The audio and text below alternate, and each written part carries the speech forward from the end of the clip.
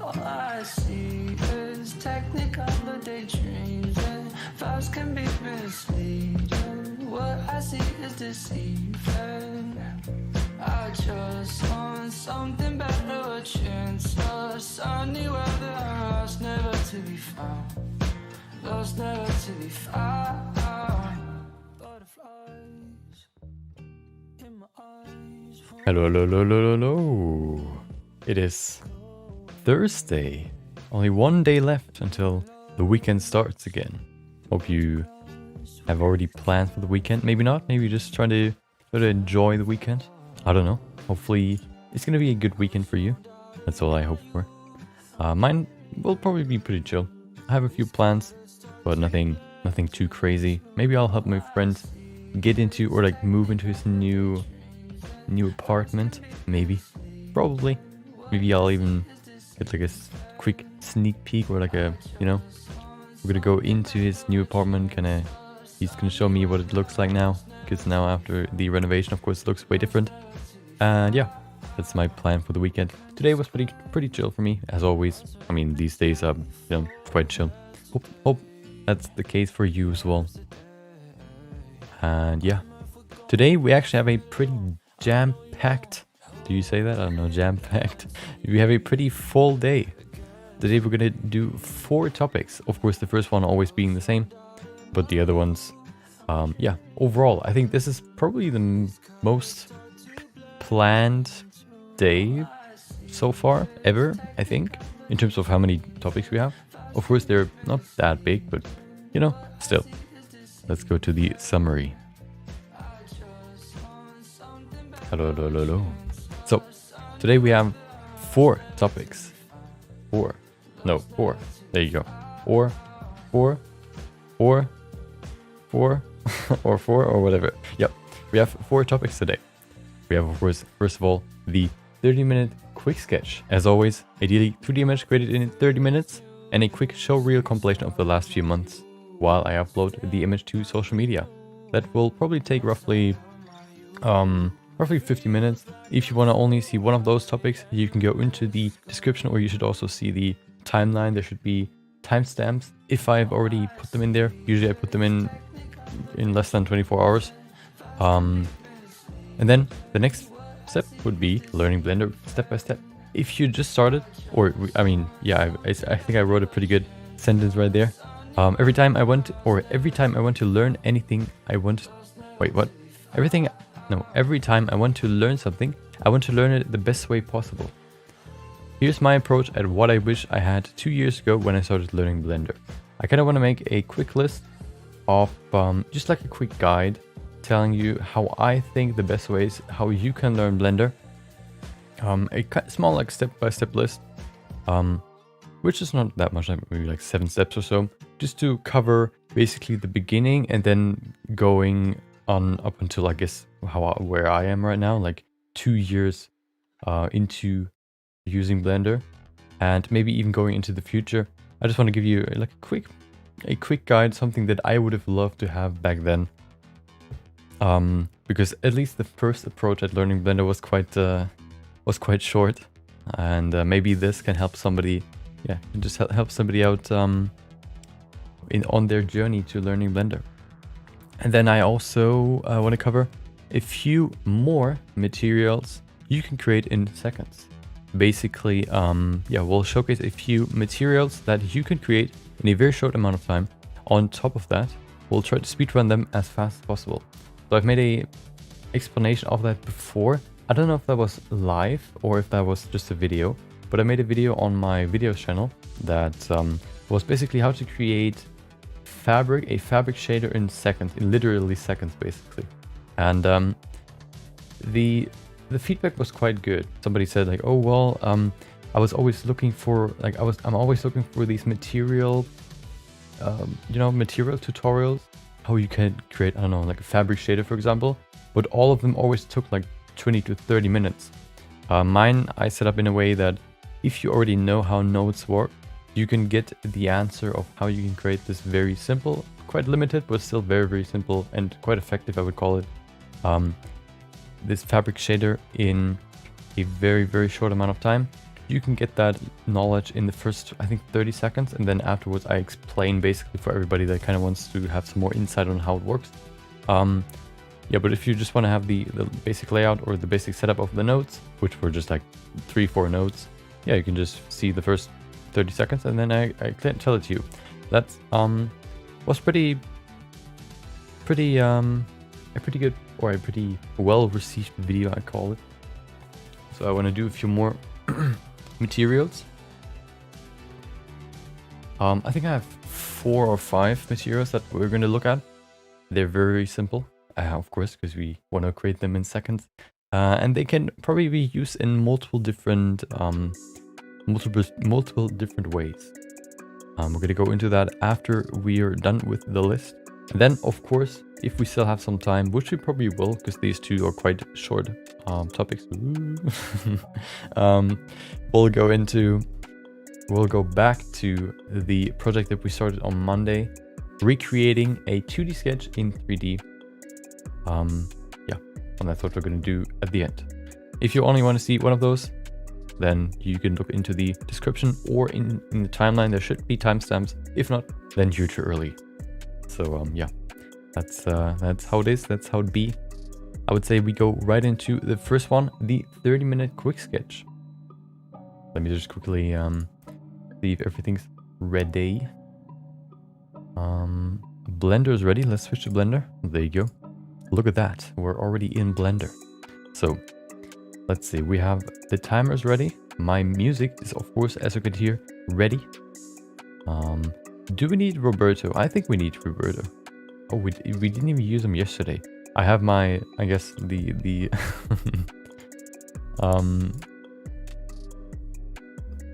I have another mesh that I could use, but I think I want to use Roberto for this one. What do you call it? He's like the intern, the other mesh, like the intern. So Roberto has to kind of teach him how to act in these quick sketches. Actually, I want to go through Pinterest real quick, just to, you know, kind of get some ideas on what. Oh, we have to log in, of course. I cleared my cache, so I have to log in real quick. Did I do it with this one? I think so.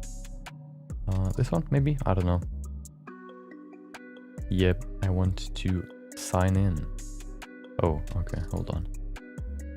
Oh, I pressed the wrong button. Hold on.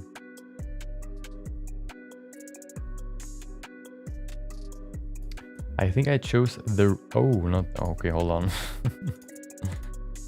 There you go. What is it?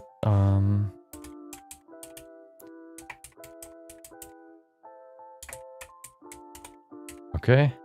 Stalling. I'm sorry. There you go. Just want to look at a few more references, but, you know, inspirations. I posted on LinkedIn like a small trick that I had. Oh, okay. I guess I chose the wrong. Okay, well, let me just look through Google then. I'm gonna log in later. Okay, okay. What I like to Google now is matte painting. That gives me a lot of environments that could look cool. Just some cool inspiration. Matte paintings always work are very effective at showing like an environment and giving you some sort of inspiration. Of course, we kind of have to take into account the length, or that we only have 30 minutes, and also that we don't really that we are kind of limited because we can only use black and white. That is, of course, a restriction I set onto myself, because I wanted to focus on composition and lighting first before I really want to dabble in stuff like, how do you call it, in stuff like color. But yeah, we should go back to color probably after next week. Hopefully, we'll see. But I think that should be the plan, at least. Okay, let's see, what do we have here? Let me. Okay, what I also like to look for is environment. Oh, environment.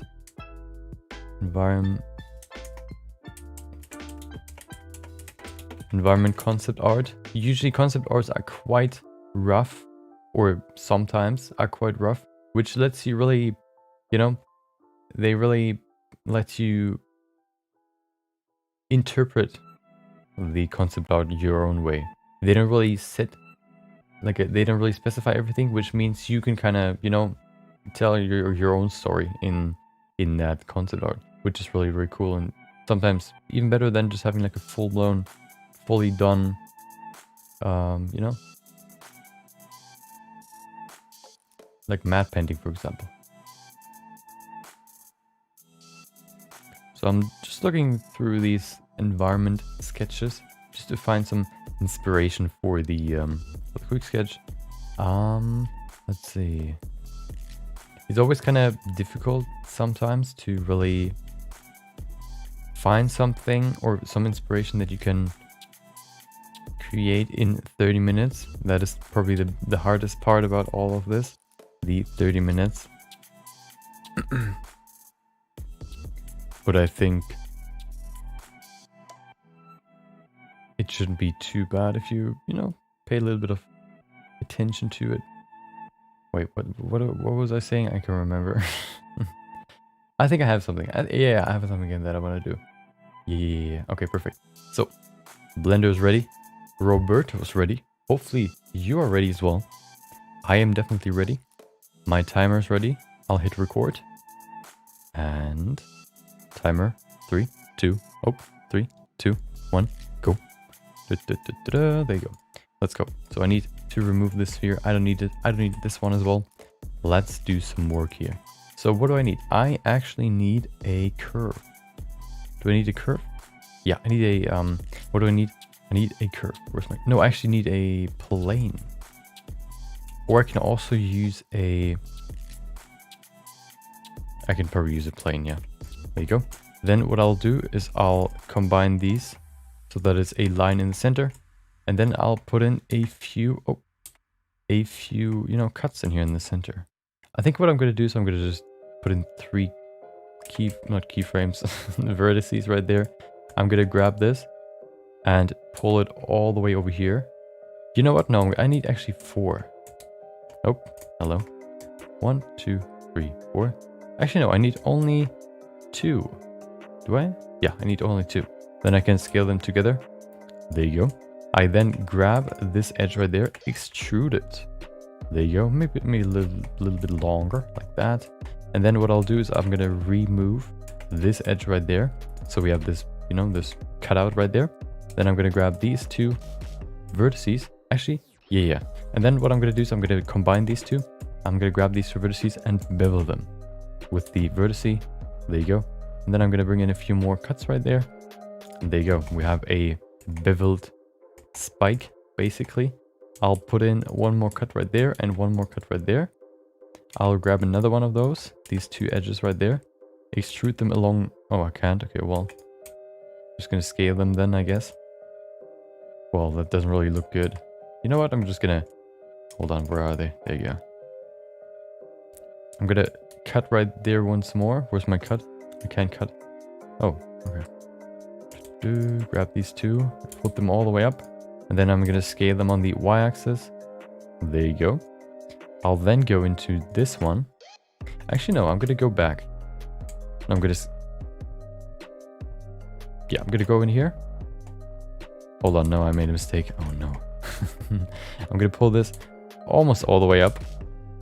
Like over here. Then I'm going to add 1 more cut right there. And 1 more cut over here. Then I will grab these 2. I'm going to scale them up. We have this nice little cut right there. I think I'm going to pull these a little bit lower, just a little bit. And then I'm going to grab all these, bevel them with the vertices. And we have this nice bevel, which looks weird because this one kind of bevels weird. Oh, okay. Interesting. What is that? Oh, I know what that is. There's a mistake on my part. That is not good. Hold on. Where's my... Please give me my other vertice. Please. Where are you? I just need the other vertice. Please give it to me. Come on. I don't need that. I mean, I can probably just delete this one as well. There you go. And then... Oh, this is still connected. Perfect. Is there another one here? Oh, yeah, there is. Okay, perfect. Now if I grab these and I bevel them, vertice, there you go. Look at that. Perfect. Now we have this nice little edge right there. And we can hopefully, as far as my calculations go, apply this to a curve. We grab a path curve. There you go. We're going to rotate it on the y-axis by 90 degrees negative. There you go. Now it goes up. And then I'm going to grab this. I probably have to duplicate this and then convert this into a curve. And then I can go into this NURBS path, go into the geometry section and use object. Which object? This one right there. And there you go. We have a nice wall with this weird, cut right there. Hopefully it works what I have planned, but we'll see. So what I want to do now is I'm going to grab these two and I'm going to scale them down like that. Then I'm going to grab this one and scale it up. Ooh. Okay. Looks interesting. It'll get better, I promise. We're going to grab these two. I'm going to scale them down even more. Then I'll grab one more over here. Oh, we have to select these. Subdivide. Then the same over here. We're going to grab this and this one. And we'll scale them down even more to have this very, very sharp edge right there. Okay. Perfect. Now, what we could do is we can, first of all, wait. I'm kind of, we can probably use it like that. Yeah, we can. Okay, so what I'm going to do now is I'm going to just go into my curve. I'm going to select it and move it over here. Then I'm going to apply a few modifiers. Hopefully that works. We have the mirror modifier first. Perfect. We're going to bring it closer though. Oh, of course we have to go into the edit mode. Bring it closer like that. You know what? A little bit further like that. Okay. Then what I'm going to do is I'm going to go into here and use the array modifier. We're going to not set it to X. We're going to set it to Y. We're going to make our own value. Yeah, I mean, 0.5 looks quite good. Maybe even less. You know, like 0.33 looks pretty good. Now we're going to go ahead and use another plane. Actually, should we? Yeah, we will. We're going to use another plane. There you go. We're going to move it, rotate it on the y-axis by 90 degrees, and then we're going to move it over here, right where this plane basically is. This curve is this flat part of the curve. Perfect. Now I'm going to apply a mirror modifier. There you go. And then I'm going to shape this plane a little bit more. What I'm going to do is I'm going to make this just as wide as this. What is it? This curve. There you go. I can't really see the end. Oh, hello. There you go. Okay, looks pretty good. There's the end. There you go. Okay, I'm going to scale it as well. On the z-axis, so it's the same height. Perfect. Okay. Now what I want to do is I will use another array modifier on it. What we're going to use is the array modifier, and we're going to set it to not X, but Y. 0.33. There you go. And then we can increase the amount. Let's set it to 10. 10 should definitely be enough. Then we're going to go back to the curve and set it to 10 as well. And there you go. We have a nice hallway. That's exactly what I wanted. The problem is the hallway is not perfect. Who would have guessed? So what we're going to do... Oh, okay. Well, we need one more thing to finish basically the hallway, which is another plane. Or we could also use a cube probably. Let's use a cube. We're going to scale it on the z-axis to make it very, very flat. There you go. Then we're going to move it over here. Fit it right onto this curve, or maybe even through the curve. That should work quite well. There you go. That's looking pretty good. Then we're going to scale it the same way we've scaled this plane all the way over here. There you go. Perfect. Almost there. There you go. And that's a nice platform. We're going to go back to the modifiers. We're going to use a mirror modifier on this one as well. And then we're going to use an array modifier. We're going to set this to 0 and y to 0.33. Set this to 10. count 10 as well. And there you go. We have a nice hallway. If we now put Roberto in here, we can see this working out quite well. We're going to go to the curve though. I'm going to make this a little bit closer. I'm going to put this closer together like that. I think that's better. We're going to do the same with these pieces here. There you go, the wall as well. There you go. Perfect. So we have a nice hallway. The only thing that we still need is probably something up there. The easiest way to do that probably would just be to grab an empty and then use that as a mirror. We could also... You know what? I'm just going to use another array modifier. Set this to not X, but Z. 1 should work.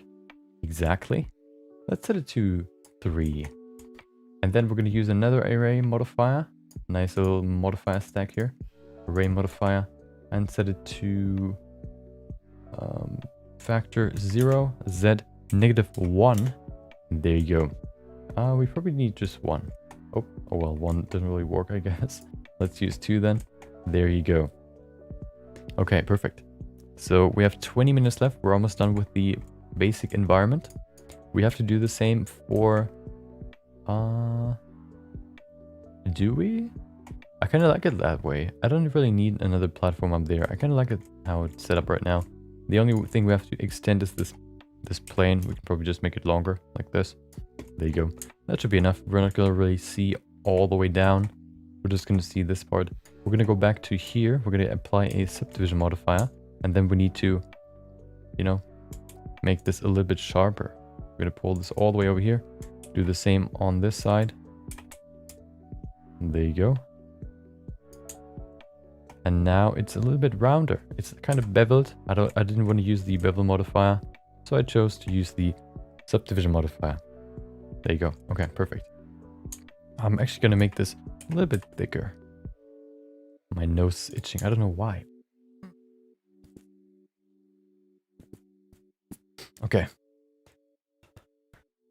So, we're done with the basic environment. Let's grab ourselves a Roberto. Dude, everything's itching right now. Allergies or whatever. I don't know. Okay. Let's grab Roberto. There he is. Append him. I need you, Roberto. Where are you? Collection. There you go. There he is. Pull him over here. And then remove all that stuff. I then make him a little bit more, I guess, faster by removing some of his, removing his teeth, his gum and tongue, as always. There you go. Also removing the eye subdivisions, and then he's smooth like butter. There you go. I'm gonna grab him. Oh, we have to reduce his multi-res level as well. There you go. And then we can put him in the scene. Of course, the scene is quite small, so we have to make him smaller as well. Maybe like, this is supposed to be like a huge cathedral or whatever, but he's gonna be quite small. He's in the ground, so we have to pull him up. There you go. Okay, perfect. Let's rotate him a little bit. Okay. I'm gonna pull him a little bit forward, so he's kind of, you know, on the edge. Perfect. You know what? I actually want to try something. I'm gonna go in here and add another cut right there. Now I'm gonna pull this one up. Only these parts. Whoop, whoop, there you go. Only this part. I don't know if that looks good. What if we add another cut? Yeah, I mean, that looks pretty cool. Yeah, I think that can stay. I like that. Okay, perfect. So now that we have that, we can do some more work.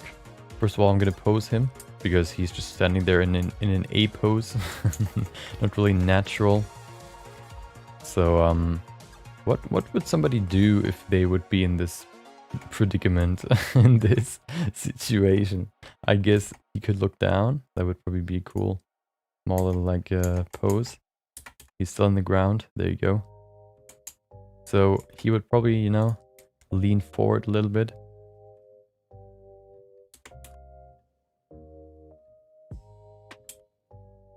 balancing on one foot, on his front foot, which is of course kind of, you know, in the front right there.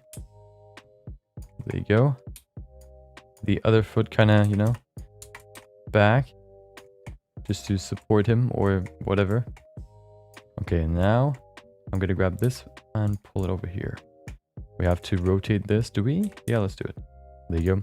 We have to rotate this one as well, like the upper part of the body. We have to move him a little bit lower so he can actually, you know, rest on his front foot. I'm gonna rotate it forward. This one looks kind of weird. Hold on, that looks... Okay, hold on. We have to rotate it like this. There you go. This one has to be rotated in the other direction. And this one has to be rotated forward. There you go. Now if we grab his face or his, you know, viewing pivot point or whatever, we can pull it down. Maybe even in this direction. There you go. Or, you know what? I'm going to pull it in this direction. We can see the environment going all the way back there, so he's going to look in the same direction as well. There you go. His hands look kind of goofy. Let's adjust those. Let's see. You know, I'm going to put them over here. Like that. And the other one is kind of holding back. Like that. Oh yeah, hell yeah. Okay, perfect. Now I'm gonna, you know, I want to kind of make this an immersive scene. So I'm gonna put the camera in on head height, which will not only kind of convey the scale of everything, but also,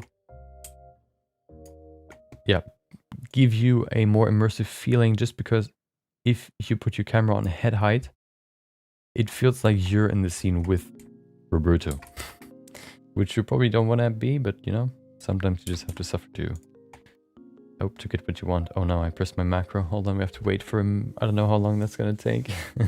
My macro is basically just left clicking.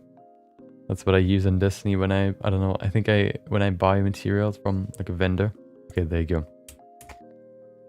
Okay, yeah, the height looks pretty good. I think it can be a little bit lower. There you go. And then we're gonna pull it back. Of course, the biggest flaw right now is the focal length. Let's set that to 30. 30 is a good focal length for environments. Look at that. Isn't that beautiful? We're gonna grab the focus point for this, you know, for the camera, and pull it up a little bit so we can see a little bit higher, like that. Perfect. I'm actually gonna move the camera over here a little bit more so you can see it down as well. Just a little bit, not too much. There you go. We're gonna save it. And then, oh, of course I didn't save it before, so I have to do it manually now. I mean, you know, as a new file. Quick sketch day 123. 123. There you go. Quick sketch day 123. Okay, so we have the basic premise, the basic environment. Let's do some work in the environment. We're gonna bring it to life. Right now we only have the solid model. Let's go into rendered view and put some lighting in the scene. We're gonna go to world. What I definitely want to do is I want to increase, probably, let's increase the first array a little bit more by 2, 4, 5, until we can't really see it anymore. I think 4 is enough. Like that. Yep. We're gonna do the same with this plane, just so it's all the way up there. There you go. Do we need anything else? It seems like that's all we need. Then what we need is we first of all need to remove the world lighting. Before I actually do that, I want to put in some sort of ceiling. So I'm just going to grab another plane and put that to the back. There you go. There you go. Make it a little bit wider. And also, of course, fit it all the way over here. The whole way through. It's supposed to cover everything. There you go. I actually want to put something in the back. The back is going to be like kind of the, you know, the main, I guess, point of interest. So we go to the first array and set it back to maybe 8 or 7. I think 6 looks pretty good. We're going to use 6. We're going to go to this part as well. We're going to go to 6 here as well. 7, 6. And then we have to adjust these things here as well. 7, 6. And this plane has to be shorter as well. There you go. Perfect. You know what? 6 looks short. But I think that's okay. Yeah, I think that's okay. Because now we're gonna bring in something over here as well. We're gonna need another plane. There's the plane. We're gonna move it over here. We're gonna rotate it by 90 degrees. There you go. And then we're gonna bring it back a little bit further. Just over here. We're gonna scale it so it's wide enough to fit the whole chasm. There you go. And fit it all the way up as well. There you go. Now if everything is dark, that's what we want to change now. I want to go in here and bring in 2 cuts. Oh, 2 cuts. Scale them smaller. There you go. I also want to bring in 2 cuts here in the center. Do we need 2 or 3? We need 3. Like that. We're then going to scale it on the z-axis. So they're closer together. Maybe like that. That looks pretty good. We're then going to move it higher. There you go. And then... Hold on, do we need 3 or 4? I think we need... No, I think that's okay. So now what we're going to do is we're going to remove this face. No, these faces here. Remove faces. And then these ones as well. That's too much. We're going to remove these faces. Oh, X vertices, I mean. There you go. Then we're going to connect these. Should we? Yeah. No. We're going to move this down and move this down. We're going to move this down and move this down. Then we'll go select everything, merge by distance. Now these ones are merged into a single vertex. Perfect. We're going to go to these ones and scale them together. Maybe to, what is it? Let's set it to 0.02. And this one, scale 0.02 on the z-axis. There you go. Then we're going to select all 4 and bevel them. Bevel them. Vertice. There you go. We don't use the mode that we have selected right now. Which one is it? I can't even see it. We press M, I think we can see it. I want to have another one. Oh, this one looks pretty... I think this one's okay. Maybe make it a little bit shorter. There you go. We're going to grab these vertices and use proportional editing. Use sharp as the setting. And then we're just going to make it bigger. Like that. Perfect. Look at that. We have a nice opening at the end, which might be too high, but we can push it lower. That's what we're going to do now. We're going to grab this. Hold on. There you go. Select all the vertices that are part of this cross or whatever. And then we're going to move them down. Zip. Oh, we need to disable proportional editing. Otherwise, it could lead to some problems. And then we push them down. Like over here. That looks pretty cool, actually. I like that. Okay, perfect. We can still move it if we need to, but we'll keep it there for now. So now that we have that, let's go into the world and remove the whole lighting. There you go. And this one as well. Perfect. Now we don't have any light in the scene, which is what we're going to do now. We don't need Roberto. I'm closing his folder. We have 8 minutes left. Okay, let's do some work in terms of lighting. What I need is probably just a... Yeah, just a sunlight, I guess. We're going to grab a sunlight, move it over here, just so we can see it better, and then we're going to rotate it. We also will go into the sun settings and increase the angle. Let's set it to 30. Ooh, the strength is too low, so let's set it to 5. Maybe even more. What about 20? I can't even see the goal or the hole. Oh, there it is. What we need, though, is we're going to move the sun closer, which doesn't really make sense. Wait, how do we do this? I guess what we could do is we could... No, that doesn't make sense. We could also just use a plane, I guess. Let's do that. Cursor to selected, make a new plane, rotate it, move it back, up, back, and scale it up. Oh, okay, a little bit too far. Apply the scale, and then we're going to apply a new shader. We're not going to use principal BSDF. We will use emission. Put that into the surface, and there you go. We have some light. We need to increase the strength, though. Let's set it to 10. Maybe even more. What about 20? Oh, we get some more. What about 50? 500? No, 50. I think it's too close. Otherwise we have this, like the wall isn't really black anymore. If we bring it like further back, I think it'll look better. It's not as feathered. There you go. I think we need more strength. What about, I don't know. You know, what does 500 look like? Oh, that's very, very bright. It is also very, very noisy because there's, you know, that's the only light that is coming into the scene and it's scattering around everywhere. I think what I want to do is I want to decrease the strength back to maybe 100. Oh, maybe not 10,000. 100. Maybe even less. I'll keep it there for now. And then what I'm going to do, I'm going to save it right there. And I will go ahead and add more lights. The next light that I'm going to add will probably be a sunlight. Where's my sunlight? There it is. I'm going to move it down here. Rotate it on the x-axis by 180 degrees. There you go. And then what I need is a more strength. Let's set it to 5. Then what I want to do is I will grab myself a new cube. Move it over here. And we have to change this a little bit. Wait. Oh, I moved it in the wrong direction.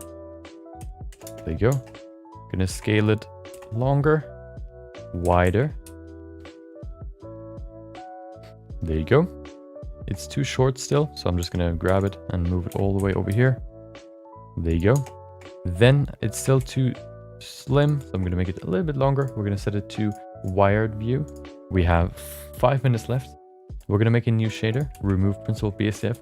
We need shader, principled volume. Put that into the volume socket, set it to white. Absorption color to white as well, I guess. There you go. It's completely solid because we have to change the density. Let's set it to 0.5. 0.5 is probably still too much. Let's set it to 0.1. Maybe even more. 0.2. Okay. You know what? Do we even need a volume thingy? I don't think we do. I don't want to use it. I don't want to use it. We have too much noise anyway. Okay, we need more light though. So what I'm going to grab is just another light. There you go. Probably going to put it somewhere to the front. Just so we can have some light on Roberto as well. There you go. That looks pretty cool. What if we move it like in the center right there? We're going to set it to... Hello? Radius smaller. And then increase the strength maybe to 20. Ooh. Okay. We're going to move it higher. There you go. Look at that. We're going to save it right there. We have 3.5 minutes left.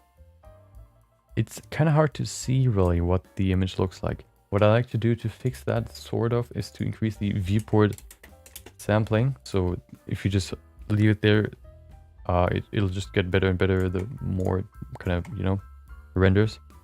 So now we can actually see what is happening.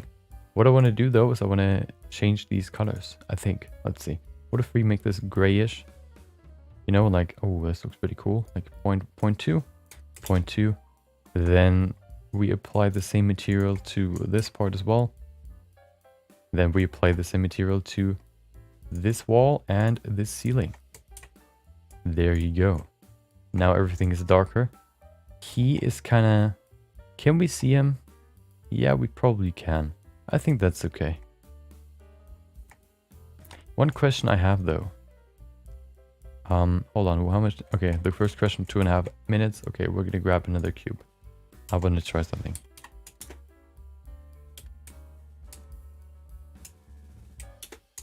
Okay.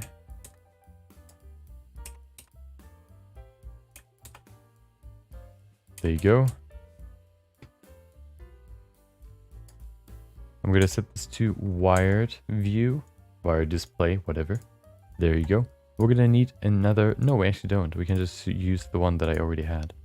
Oh, there you go. We have some nice fog in the air now. I think that's too much though. Let's decrease the density. Maybe to 0.1. I also want to make this longer. Maybe fill the whole room. Ooh. Interesting, interesting. Why is it like completely white? Do we have to decrease the strength? That's better, but we kind of lose some detail there, which really breaks the whole image. 0.01. Why is it so wide? Oh, I know why. We have to move this just a little bit further. There you go. Look at that. We have 1 minute and 19 seconds left. I think that works. Yeah, that works. We have to increase the strength though. Let's set it to 30. Maybe that's enough. Yeah, I mean, I think that's good enough. Maybe 50. Maybe 100. There you go. That's better, definitely. Okay, perfect. Now we see Roberto kind of. We have this nice dark fall off at the bottom and we have this focus point in the center. Perfect. That looks pretty cool. Can I add some more stuff? We have 41 seconds left. I mean, maybe we could bring this duplicated and bring it over here as well. I don't know, that kind of steals the show. I don't want to have that there. I think that's better. There you go. Yeah, we're just going to leave it there. Not going to do anything. 22 seconds left. I could itch my nose in the last few seconds. I don't know why it's so itchy right now. Gotta drink something real. No, actually, I'm gonna do that when we do the render. Okay, now that we're done, we can go to the first sketch render. We're gonna set this to 50%, and then also the render sampling is at 32 already. Perfect. So we're gonna hit F12. Before we do that, though, we're gonna switch to the render view, so you can actually as well see how the render like progresses. And then 3, 2, 1, go. There you go. I'm gonna remove the countdown. Nobody needs you anymore, okay? You've done your job. There you go. I'm dreading the days when my allergies kick in again. That's the worst. I remember I remember was it last year? I think 2 years ago. I was in my apprenticeship school, and I was looking like, I would always drive with my bike, of course. I would ride my bike just to school. The problem was, I would drive through a kind of like woods, or like, you know, like this the park area with a lot of, you know, just green. So I would even drive through like a whole pollen field. Like I would just drive through and it would be like snow kind of being drifting away because of my insane speed. And yeah, I would do that, and then I would arrive in school. I had this crazy itch on my eyes, of course, because I had allergies. Usually it's either like my allergies either kick in by me having a clogged nose or very itchy eyes. That day I had itchy eyes.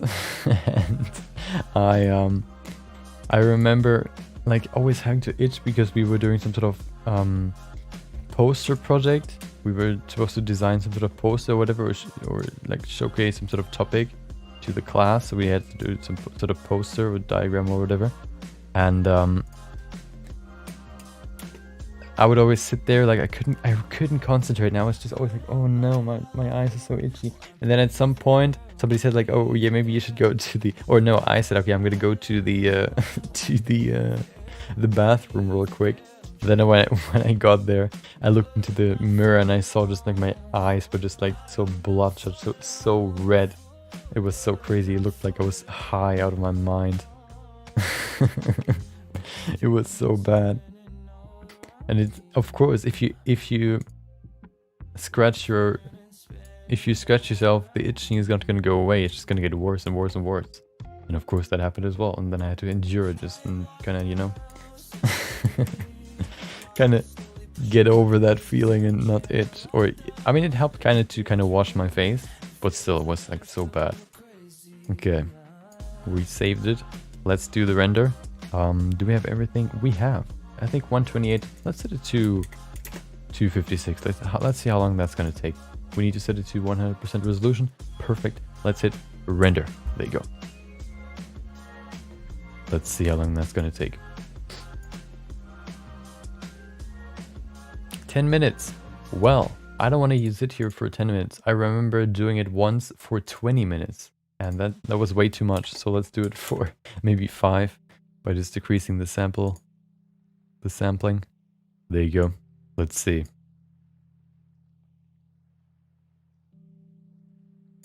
Remaining 5 minutes. Perfect. I'm gonna drink something real quick. And then we can do the post-production in Photoshop.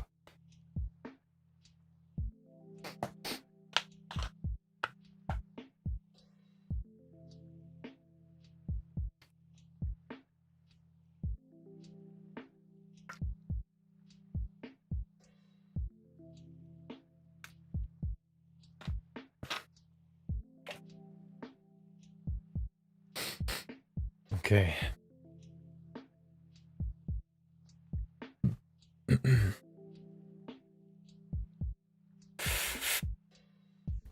Almost 4.5 minutes left. We'll get there. Yeah, today we're gonna look into, yeah, I'm gonna kind of, you know, make a quick guide on how to learn Blender the fast way, or not the fast way, but like the best way I could probably, I guess, guide you through at least the first year, maybe even the second, maybe even for the rest of your life. I don't know. But yeah, every time I kind of, you know, cover a new software, what I like to do is I like to learn the basics, and then I want to go straight into project. So okay, well, let's go. And I want to learn, like, I learned Marvelous Designer recently. So what I would do is I would, with Marvelous Designer, it's a little bit different, but I would look into a tutorial first for the very, very basics, and then I would go straight into a project. Just because I want to go, like, I want to do, like, if I know that I want to work in this program, and I always, like, I immediately, when I learn the basics, I immediately get ideas on what I want to do. And yeah, so I am somebody that really has, every time I learn something, I ask myself, like, is that really how you can learn the best? Of course, everybody tries to learn as fast as possible so they can do cool stuff as fast as possible. And I always had, like, in the back of my mind, kind of like, oh, do you really do this, like, the best way possible? Do you really learn effectively right now? I think I developed a pretty good understanding on how you can learn as fast as possible. Yeah, and that's what we're gonna cover today. I would have wished to have some sort of, you know, some sort of guide on, okay, well, now you do this, now you do that, now you do this. And then, yeah, no, you're gonna reach your goals. Or you're gonna learn Blender, basically. I don't know if there really is something like that on YouTube. But even if there is, I want to do it myself, so who cares? Yeah, I don't know. Every time I want to learn a new software, I always want to make sure that I do it the most effective way possible. And I think, yeah, I just want to, you know, if somebody's like me, maybe they'll derive some value out of this explanation. Hopefully. That's also the same with the material tutorials that the one that I've uploaded so far. I kind of want to, you know, I always have myself in mind when I create these tutorials in a sense. So what I mean is, I always think back to when I learned Blender, or of course, yes, still now, kind of like the problems or the lack of something in current YouTube about Blender, for example, right now, or whatever topic I'm interested in.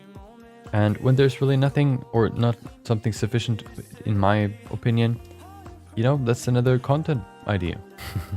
That's where this topic today comes from. And also the one, like, how to make materials quickly. Because usually all the materials are like, or like, how to make a cool, like, I don't know, like, how to make asphalt in Blender. And then you click on it, hey, hello, well, we're gonna do this in the next 30 minutes.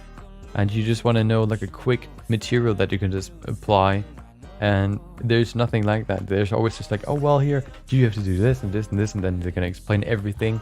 And you just want to have this small little, like, maybe you have just like this cup sitting in a cupboard in the back of your kitchen scene. You don't want to make like super crazy material. You just want to have like a quick, I don't know, metal material or whatever. And you're not going to find it. Or at least I didn't so far. And that's why I kind of want to do more of those videos, kind of just, you know, covering very, very simple materials that are very easy to do. Oh, there it is. Perfect. Look at that. I like that. I like this. Of course, we can add some more detail to this if we want to. The good thing is, a lot of these projects, look, of course, are very basic or are very, very empty. We could even use these to create new projects out of them. Or we could, you know, reuse them to create, I guess, more elaborate images. That would be a cool idea. This one especially, because it's kind of empty, but also, you know, has a good structure, in my opinion. Sketch date 123.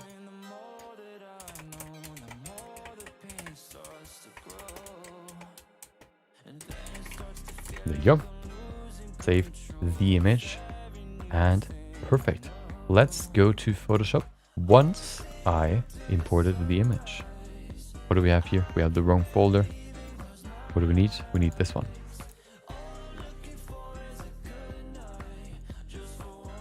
There you go.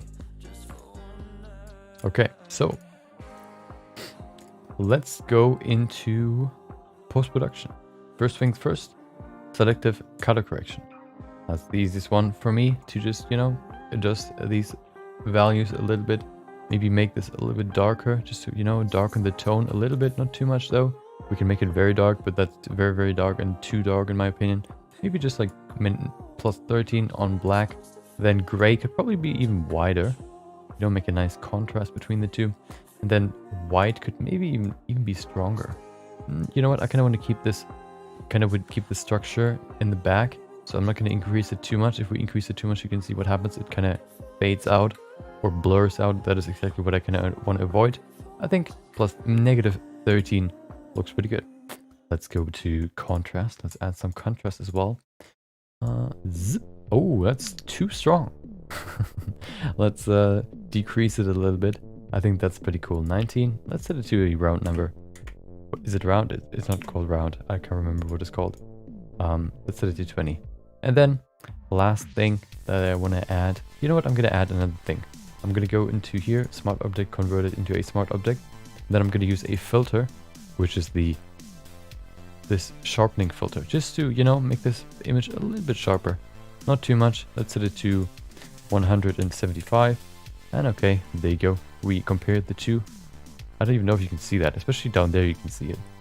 You know, it's just adds a little bit more sharpness into the scene, which also gives it this kind of comic-like characteristic, which I like. And then the last thing that we always add, of course, into these black and white images, just to give the whole thing a little bit more structure, is the fingerprint texture, which I always have in my textures folder, and which is very, very useful in many cases. So let's put that in there. Perfect. We will set it to bring it to the top. And then we're going to set it to add in the mix mode setting. And then we're going to decrease the strength maybe to 50%. There you go. We're also going to transform it to make it look, you know, a little bit better. Maybe change the structure a little bit. There you go. I like that. Maybe like, you know what? I kind of want to have this over there. That's pretty cool. Yeah. Look at that. I think that's cool. Yeah. Perfect. Okay. Let's save this PSD. Quick sketch day 1, 2, 3. There you go. PSD. Save it right there. Takes a little while. I don't really know why it does that sometimes.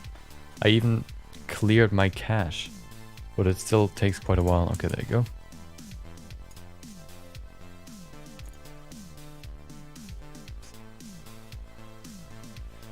Save it as a JPEG as well. There you go. Save it. And there you go. We're going to save this once more just so we have all the settings saved.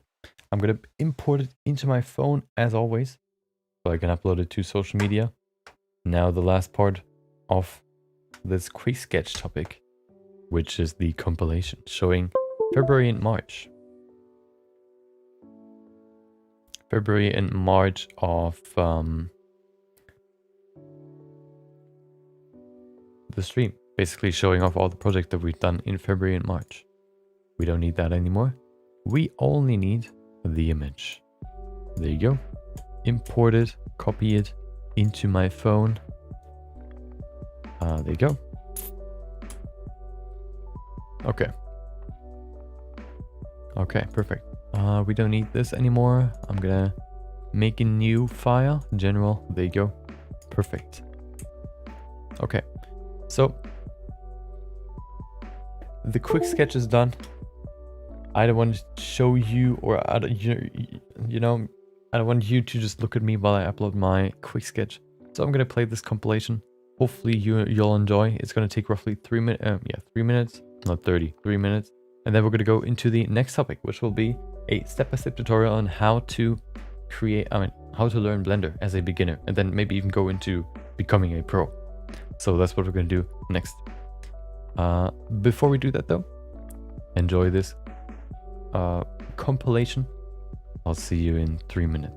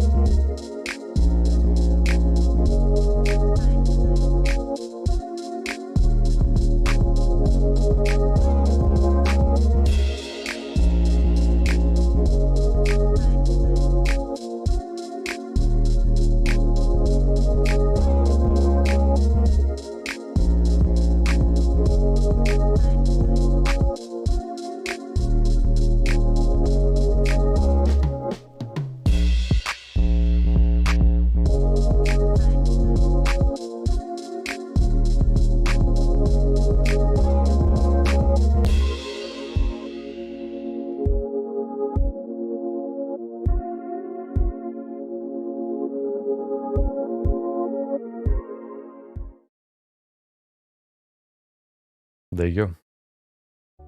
Perfect. Let's adjust the camera. Back to standing. Okay.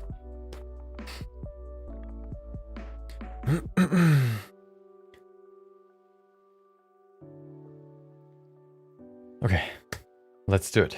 So, of course, we will cover a kind of different topic today. We'll talk about how to learn Blender as a beginner, how to start, how to, overall just like a quick guide, I guess, on how to learn Blender, basically.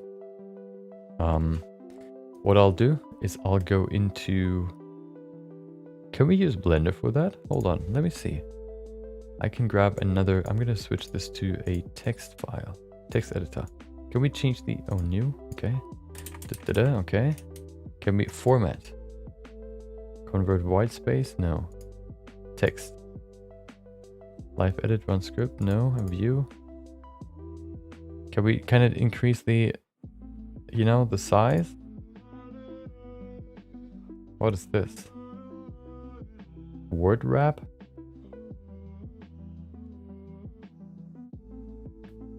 Shading? What?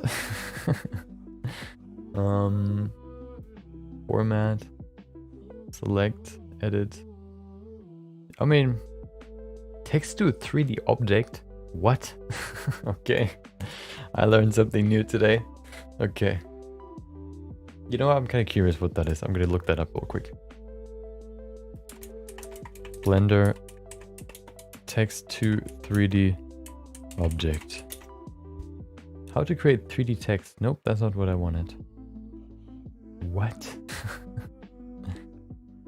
Text to 3D object. Yeah, well, that's just like a, you know, I don't know. Who cares?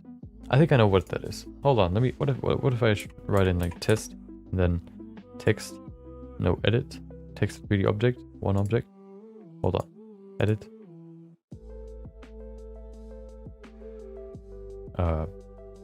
Where is it? It's not clear. Okay, well, maybe that doesn't work. Who cares? Okay. But we will use this anyway. Although, it's very small. Can we kind of make this bigger somehow? Oh, God. So what's this? No.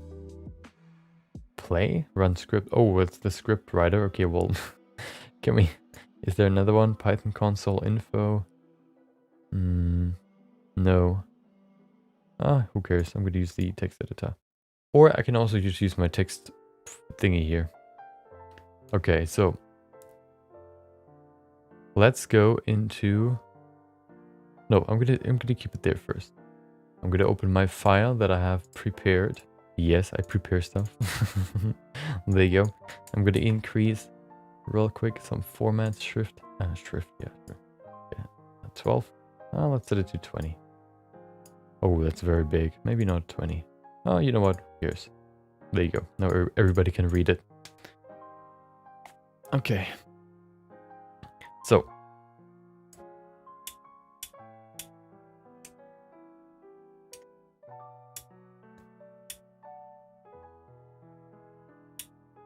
I'm gonna prepare this real quick.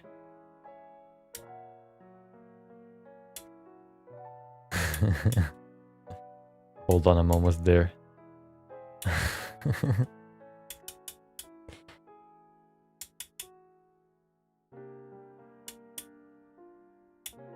Okay.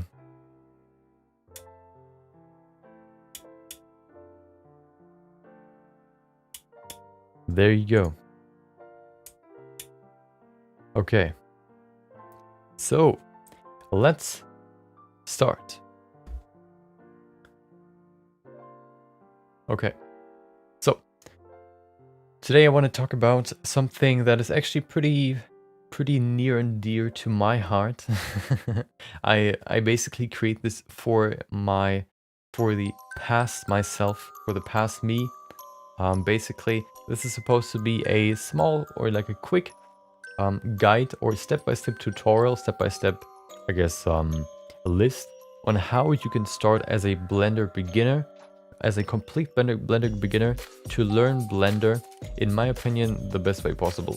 So we're going to go over how you start right from the beginning, and we're going to go into maybe to the point where I am right now, and at least maybe my theory on how I will continue to improve. So we're going to cover the beginning, the first day, all the way up to the first or the second year and further. So that's what we're going to do in here. So I have a Word document prepared, which I will showcase now. Let's go to display capture. There you go. We have this step-by-step list. Oh, hold on. That's okay. There you go. Okay, so let's begin. So this list is supposed to be a list for you if you just start Blender, or maybe even you're interested in how to, I don't know, improve Blender even after 2 years. Still, how you can improve Blender or improve in Blender. In my opinion, one of the easiest or simplest and maybe even best ways possible. So let's start by starting from the beginning. The beginning would be you've never touched Blender and you have no idea what you're doing. I was there as well, and I know how you feel. There's so much to discover, so much to learn, and it's all confusing. How I suggest you start Blender, how you start learning Blender, is first to learn the basics.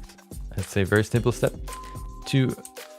If you want to learn how to ride a bike, you first start by just, standing there on your bike.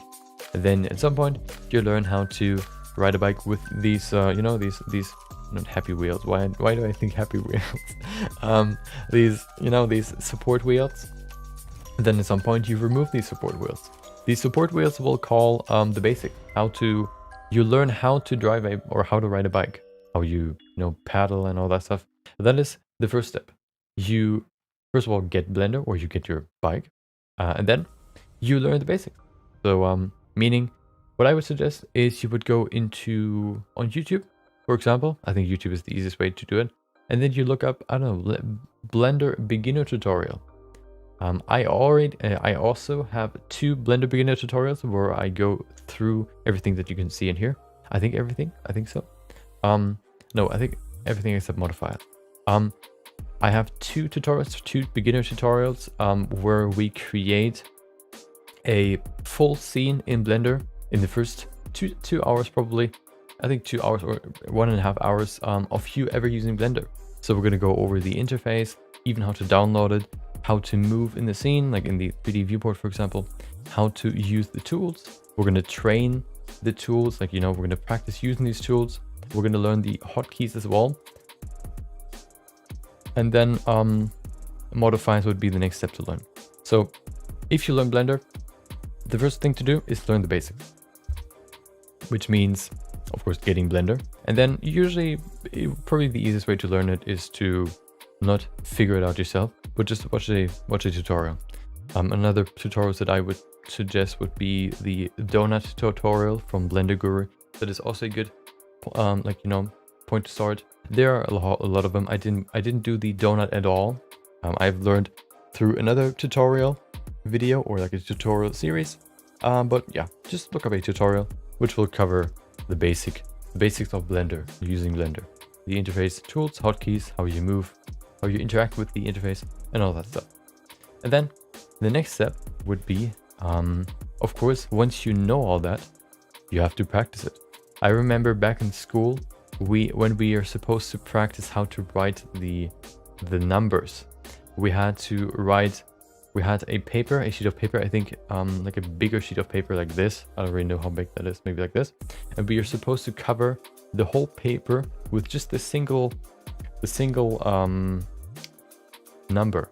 For example, 7, and then we would just write 7, 7, 7, 7, 7. Basically just repeating until you know it without really thinking about it. So the next step would be practice the basics. After learning them, you should practice them, just because practice makes perfect. And if you don't know the basics, you're not going to get to the advanced stuff. So builders have a good like a good base where you can then build new skills on top of. You can't go into, creating a fully realistic human character without knowing how to extrude. Maybe you don't even know what that is. That is, of course, another tool that you can use. If you just started, I don't expect you to know it. But yeah. So that's why you learn the basics. If you don't know how to learn how to do the basics effectively, it's going to be really hard to learn anything else. So practicing the basics. If I should give some tips, or like a very, like a practical project that you could do, is use, or for example, learning the basics.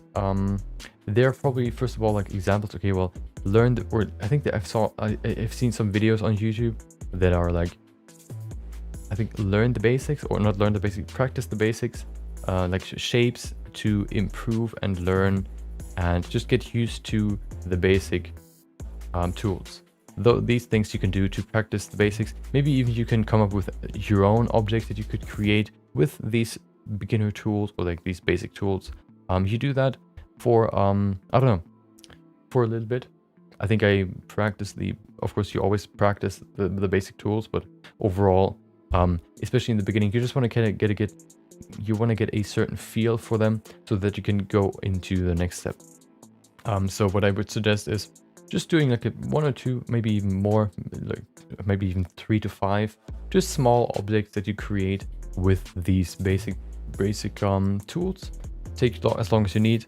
You're just there to, you know, to recognize when you use which tool, to learn the tools, to you know, learn to use them, learn to use basically the basics. That's why you practice them. Yeah, that would be the first step after learning the basics. Practicing them. It could take 1 day, 2 day, doesn't really matter. 2 days, it doesn't really matter. As long as you at the end are comfortable using these tools, then you can go to the next step.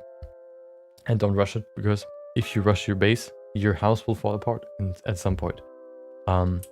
Next one would be research possible branches. So I think I was kind of lucky in a way that how I approached Blender. So once I kind of knew the basics and I created my first few scenes with, you know, just like, I say basics too much, but the basic tools, I then went on YouTube and just basically looked through all the possibilities that I have in Blender. You could create shaders, realistic procedural shaders. You could sculpt in Blender. You could create characters in Blender. You could create cars in Blender. You could create, I don't know, bikes. You can create so much stuff. You can create 2D animation. You could create 3D animation. You could draw in Blender. You can do so much. And this step is basically just for you to research what you can do in Blender, and then maybe even you know already what you want to do, kind of get a feel on what you can do, so that you can then decide what interests you the most, and then you just basically find one of these topics, one of these branches, sculpting, 3D mod, like hard surface modeling, whatever that is, lighting, I don't know, whatever it is, you go into that topic once you know which one you like the most.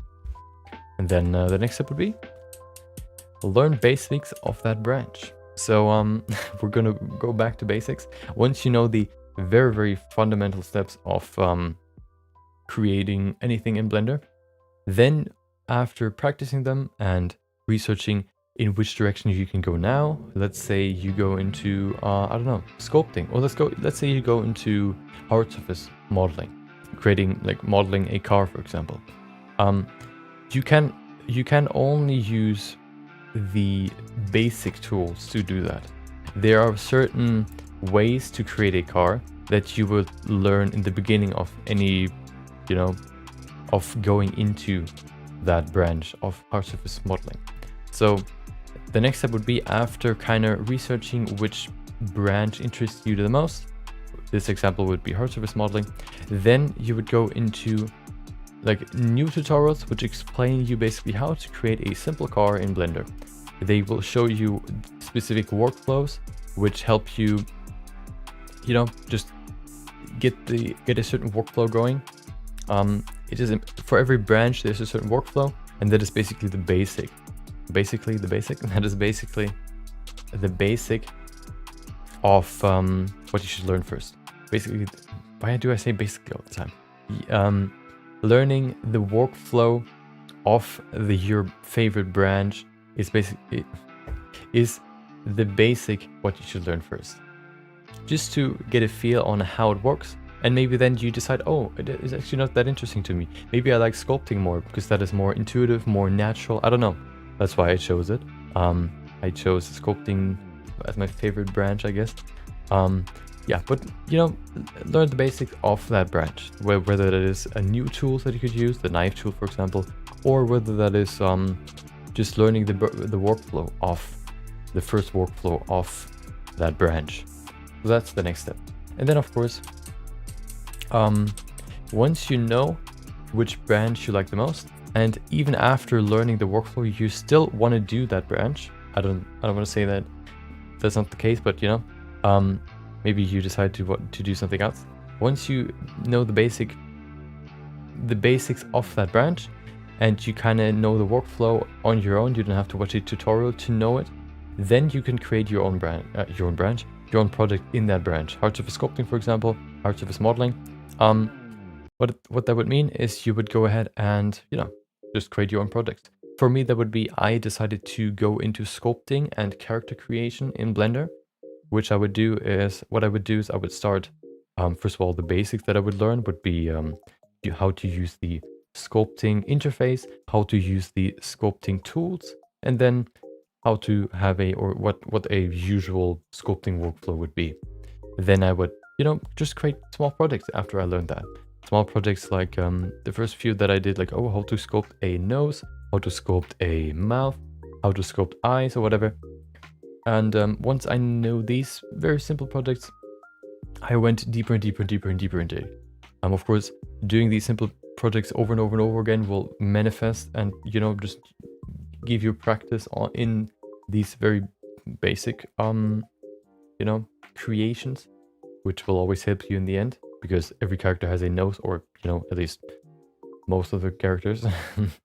So knowing how to sculpt like the nose is always helpful.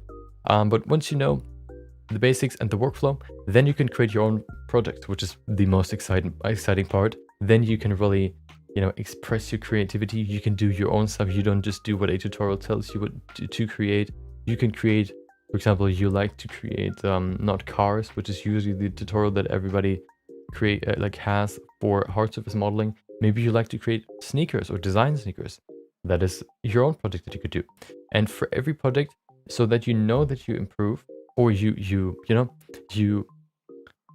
basically you know that you improve, you set yourself a certain goal, which means for me that would be, okay, well, I want to sculpt a human. This human, that would be the first goal.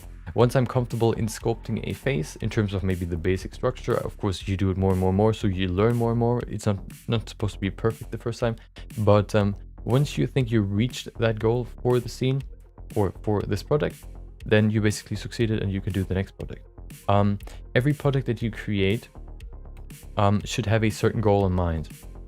What I mean by that is, for example, how I continued to get better in my branch in character sculpting would be to set myself, the first goal would be, okay, just create a human in using sculpting tools. Then let's recreate a 2D sketch in 3D.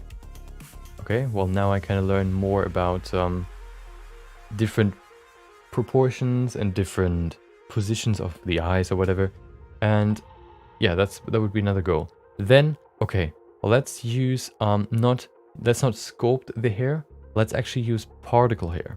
That would be another goal. Learning about particle hair once, like in the new project that you do.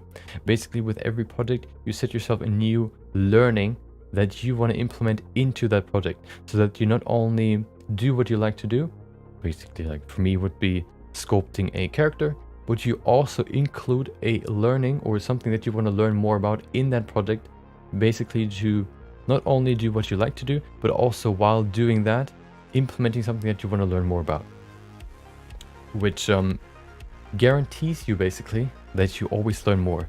Maybe sometimes you get into a rut where you only sculpt characters without hair. I don't know why you do that, but maybe you like baldness or whatever. So you create every character without hair, and every character looks kind of the same, which kind of makes you stagnant. You don't really learn anything else. You maybe learn how to create the best bald head, but at some point you can create the best bald head. At some point you're there. At some point, there's nothing new to learn. But if you set yourself for every project a new goal, whether that should be, okay, well, I'm going to learn something new, or I want to do something better than the last time. Like, okay, well, last time I actually implemented the first particle hair. It didn't really look that good. I know what I want to improve this time or next time. Let's implement particle hair for this piece as well. And then you set yourself a goal. Okay, I want to improve the flow of the hair, or I want to make it more detailed. I want to create better structure. I want to create better flow, or whatever it is. I want to bring in color. Whatever it is, you know what you've done bad the last time that you created the particle hair. After you've analyzed it, So let's improve it the next time. Or you want to learn something new. To learn something new and then do it better next time. That's basically the loop that you would go into. So let's go from the beginning. Learn the basics. Learn the basics, interface tools, hotkeys, modifiers with usually a tutorial. Once you know the basics, you can practice them, whether with help by a video or by yourself. Then you go into research about possible branches. Branches would be like hard surface modeling, hard surface sculpting, character creation, drawing, 2D animation, 3D animation, all that stuff would be different branches. There are more, but that would just be your job to kind of, you know, learn yourself what you like to do the most. Once you know what you want to learn more about, which branch, then you can go into more research into that branch. Learn the basic of that branch, whether that is the workflow, the specific tools that you use, specific techniques, all that stuff would be part of the basics. And then we would go to practicing the basics, creating projects. Once you know the basics of Blender and you know the basics and workflow of your branch, then you can go into creating your own projects that, of course, you can, after learning the basics of just normal Blender, you can do that as well, but you can go even deeper and like more into what interests you after you learned the possible branches and what you interest you. And then you can create your own projects in that branch. Set a goal every time you do a project in that branch to guarantee that you, with every project, improve in some sort of way. That is, that would be the next step. And then another way to improve, not only by, of course, setting yourself goals, every project that you do, but also by watching others. Maybe by watching others, you not only get a different view on things, you also, by observing their work, maybe see like things you want to improve in your own work. Maybe you see inspiration. Maybe you see a new technique. All that stuff can help you hone your craft in whatever you learn. Whether that is, for me, character sculpting. Oh, this dude has a different workflow for how he creates ears, how he sculpts ears. Oh, he actually uses a different object for the eyes. He doesn't sculpt the eyes. He actually just has like a sphere as the eye, which he uses. Whatever it is. Watch others, study others' work. Don't say, okay, my work is so bad, I'm not going to get there, I don't want to do it anymore, I'm getting demotivated. Think to yourself more that every project from another person can give you value and improve you in the future. Everything you finish doesn't mean that it has to be the best ever possible. That's not going to be the case. And usually what you can see on social media, especially on ArtStation, is the absolute best of the best that person has created in the last month or so. Especially in ArtStation, you're only going to see the very, very best finished projects. So don't get discouraged if you see like all these crazy projects and you have this puny little or whatever, you don't like it, but you kind of get demotivated by looking at it. I'm never gonna get there. Never think that. Usually think, or it's better to think like, okay, well, what can I get out of their project that I can implement into mine? I think a good way to kind of stay motivated is to always track your own progress by either comparing your current best work with, or maybe even just your current newest work with work from a month or maybe even a year ago, to kind of see what you've improved on, and maybe even reflecting on it once more, comparing the two and seeing what you still want to improve on. Maybe last year you've been working on something, you got to a certain level and you haven't really looked into it recently, so you haven't really improved in that topic. So you can still improve in that topic in the future. This way you know what you can still improve on, and you know that you always have a plan on how to improve. You don't get in this rut where, oh well, I don't know what I should improve, I'll just do whatever I like, and you just do that over and over and over again.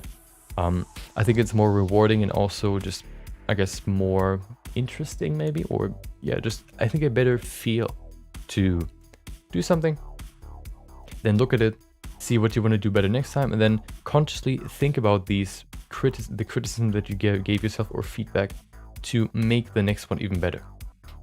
Then you can see the improvements in real time sometimes even. That's the best part. So yeah, watch or study other people's projects, tutorials. Look up new tutorials. Oh well, how I create this character. Oh, interesting. Okay, well, how does he create one? Oh, maybe I can use that workflow next time as well. So yeah, watching other people's content or tutorials or whatever will always help you get better yourself, especially when it's like from professionals. And then yeah, that would be the last step. You know, there aren't that many steps. It's pretty basic, but I think it's pretty executable if you just start off focusing on a new branch. So for me, for example, I know that I'm not the best at character sculpting. I still want to improve stuff, so I'm not going to stop working on in that branch, but I also want to learn more about different facets of Blender. I want to go into modeling guns or modeling cars. It doesn't mean that only because you work in that branch currently that you always have to stay in there.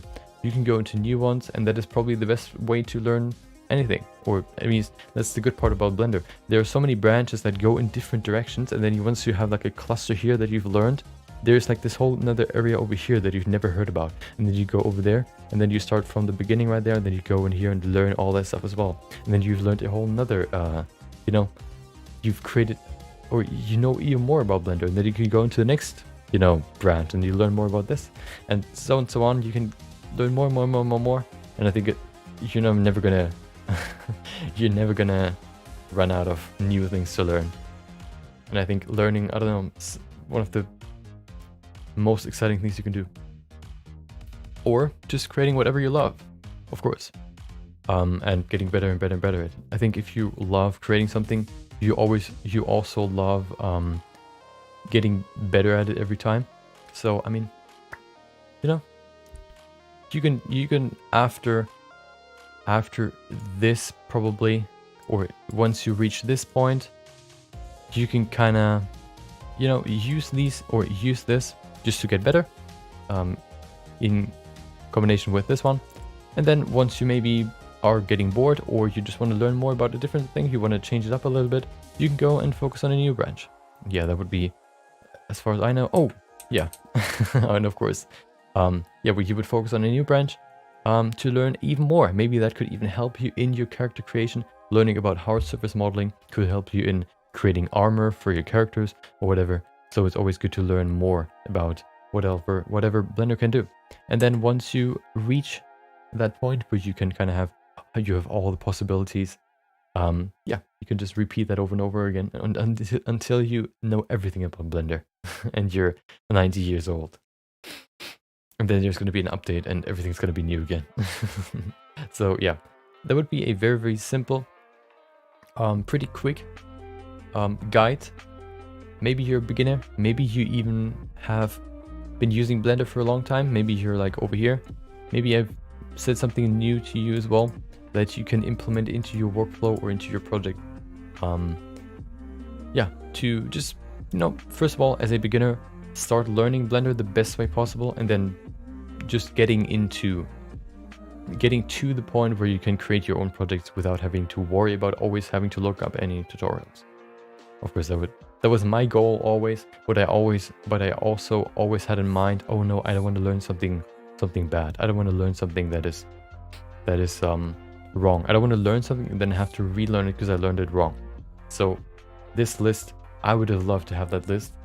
Hopefully this helps you in starting to learn Blender.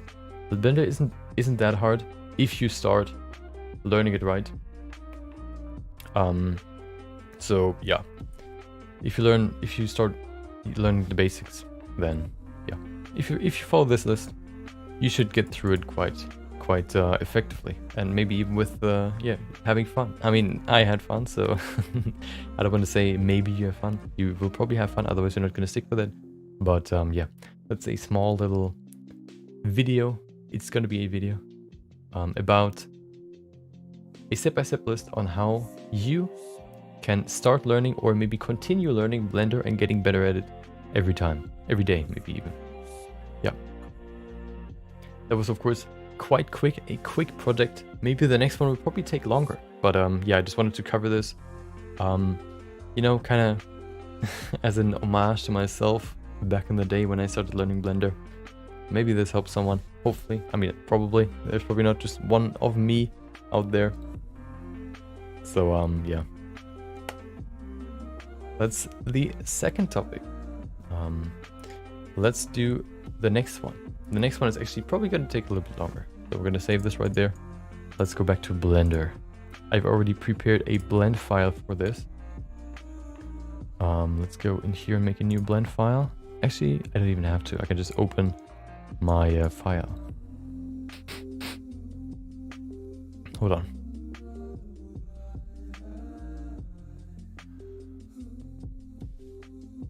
Okay. So what do we have here? Projects. There you go. There you go. Materials. Oh, I opened 2 windows. Hold on. There you go. Oh. Don't save. There you go. Oh, it's too small. Okay, perfect. So I have this this setup right here. Basically, you know, to show off the materials. Let's remove the materials. We have a few in here. I have one that is very complex, and the other ones are very, very simple. So we have concrete, we have damaged marble, we have a metallic shader, and we have a painted metal shader.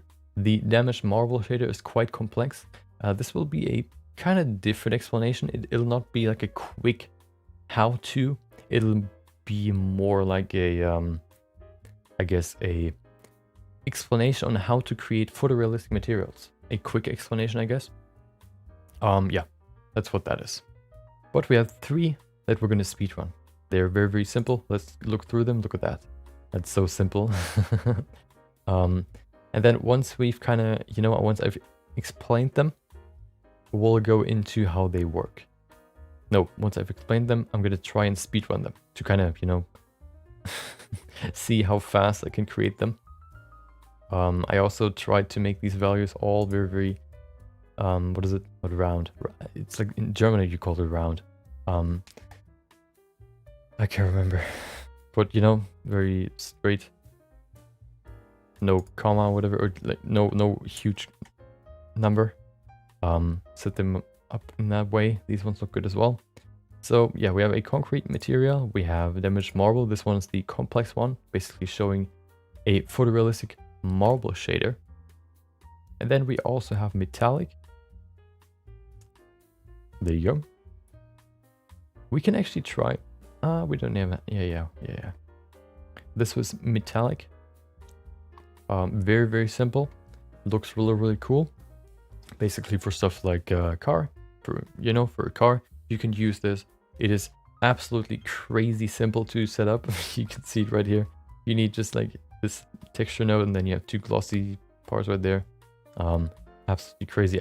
I always wanted to have like a quick metallic shader, but I always thought like you had this crazy node setup that you had to have, because if you think about it, there's this layer of like these flakes of whatever, like this paint that is kind of reflecting the light in different ways, and then on top you have another cover layer that covers these flakes.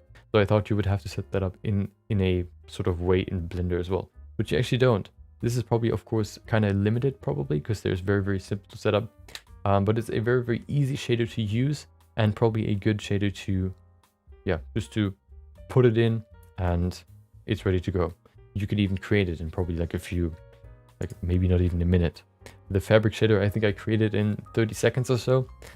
So I think these ones won't take that long either. Of course, the concrete is quite big. At least, you know, I kind of have to recognize all these, or, you know, learn all these values. But yeah, it shouldn't be that bad. And then we have another one. We have painted metal. And this one only has a bump map. Because if you want, you can, you know, can change the color.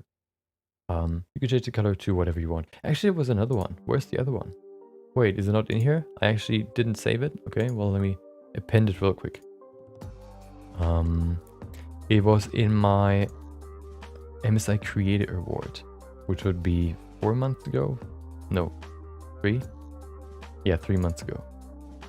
There you go. This one. Nope, not collection. Material. Muscle. Why did I not save it? Weird.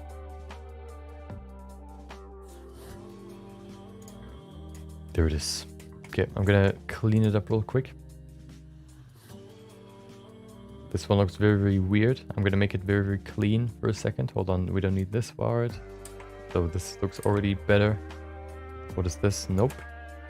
Yep. Zip. See, look at that. Way easier already than by going in here. Do we need the bump map? We could probably use it. Put that over here. What is that? Yeah, we don't need that as well. Yeah, this is basically not really maybe a muscle, but like rather a... What do you... like woven grid shader? Like a... yeah, just like a woven... I don't even know. Yeah, probably like a grid shader. Looks pretty cool. Pretty simple to set up. Yeah. Let me just quickly, you know, make this cleaner, easier to overlook. There you go. Oh, we can even combine these two, but I'm not going to do that. Okay, so you know, look at this. Very, very simple. Maybe it just looks simple because I'm, you know, kind of used to working with nodes, but I'm still not an expert in it. Okay, perfect. Okay, this will be the next topic. Creating shaders in seconds. Very, very quick shaders that are also effective in what they're supposed to do. So let's remove this. Do we have something in here as well? Nope, we don't. Okay, perfect. Let's increase... oh, we already have that. Okay, perfect. So we have, how many? 4 quick shaders, and then we have 1 explanation. Okay, perfect. So,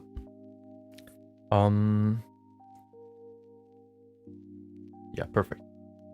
Do I need anything else? I think I'm good. Let's save it right there. There you go. Okay.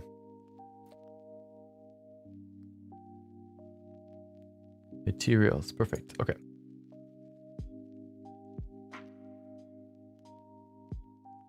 Okay. So let's go to the next topic. Very easy materials that you can create in seconds. I have this small little scene right here. And if you go into render view, you can see nothing's applied, but we have an HDRI to kind of showcase the materials very, very, you know, easily. Do we need anything else? No, I think we're good. Perfect. So let's go to the first material. Let's go to concrete. So we have a concrete material here. Let's apply it to the other ones as well. There you go. You can see it flat right there. We have some bumps on it with some flat pieces as well. You know, just like a, you know, like a clean concrete shader. You can see it on Suzanne as well. It is a procedural shader, of course, so it uses not the UV node, but the object node. We're gonna look into that later, how it works, or soon. There you go. And that's the sphere view of it. I think it looks really, really cool, and it's actually pretty simple to set up. Let's go into how it works. So, for the concrete shader, we have the basic physics setting, like the reflection, all that stuff. Of course, the surface is supposed to be kind of, you know, kind of glossy, not too glossy, but, you know, a little bit glossy, because there are some smooth parts and they're supposed to kind of be a little bit, you know, reflective. So the settings for the principal BSDF basic settings are the base color. It doesn't matter. We're going to use a texture for that. We need a specularity, set that to 0.5. That's the basic setup, the basic value. Set the roughness to 0.3, sheen tint 0.5, and clear coat roughness. I actually use a clear coat. Do we need that? I don't think so. We do. No, we don't even have clear coat. Okay, there you go. So the only thing you have to change in the principal BSDF shader would be the roughness. If you look at a basic principled BSDF without, like a brand new one, you can see the only change we have done here would be the roughness, which we've set to 0.3. There you go. And there you go. That's the those are the principal BSDF settings. Basically, yeah, just changing the roughness, make it a little bit glossier. But of course, it doesn't look like concrete just yet. So the first part that we're going to add is some color. We have a noise texture right here. You can see what it looks like. You can see the scale as well. Let's look at a basic noise texture. There you go. The basic noise texture looks like this. It is way too big, so we want to kind of customize it to make it look more like concrete. This, like, to this look, we want to get it. So the easiest way to do that would be to increase the scale. Set it to 11, or we can also do it manually, you know, by increasing the value. The texture gets smaller if you make it, you know, if you make the value smaller, the texture gets bigger. There you go, that's how that works. We're gonna set it to 11. There you go. Now it already looks better than before, but we are still missing a certain detail. It is not fully detailed like this. This is not like fully crazy detail or like very, very defined, but it's definitely better than this one. This one's very, very blurred out. So what we want to do is we want to increase the detail. We can increase it all the way up to 16, but I'm going to bring it to 4. 4 is definitely enough. There you go. The problem is the more you increase the detail combined with the roughness, the harder it'll get for the PC to render it. So keeping it quite low, I guess as low as possible, helps with the render in the end. So now that we have the detail at 4, there's still a big difference. So what we have to increase is the roughness. We're going to set the roughness to 0.7, and then it should be a little bit sharper. Look at that.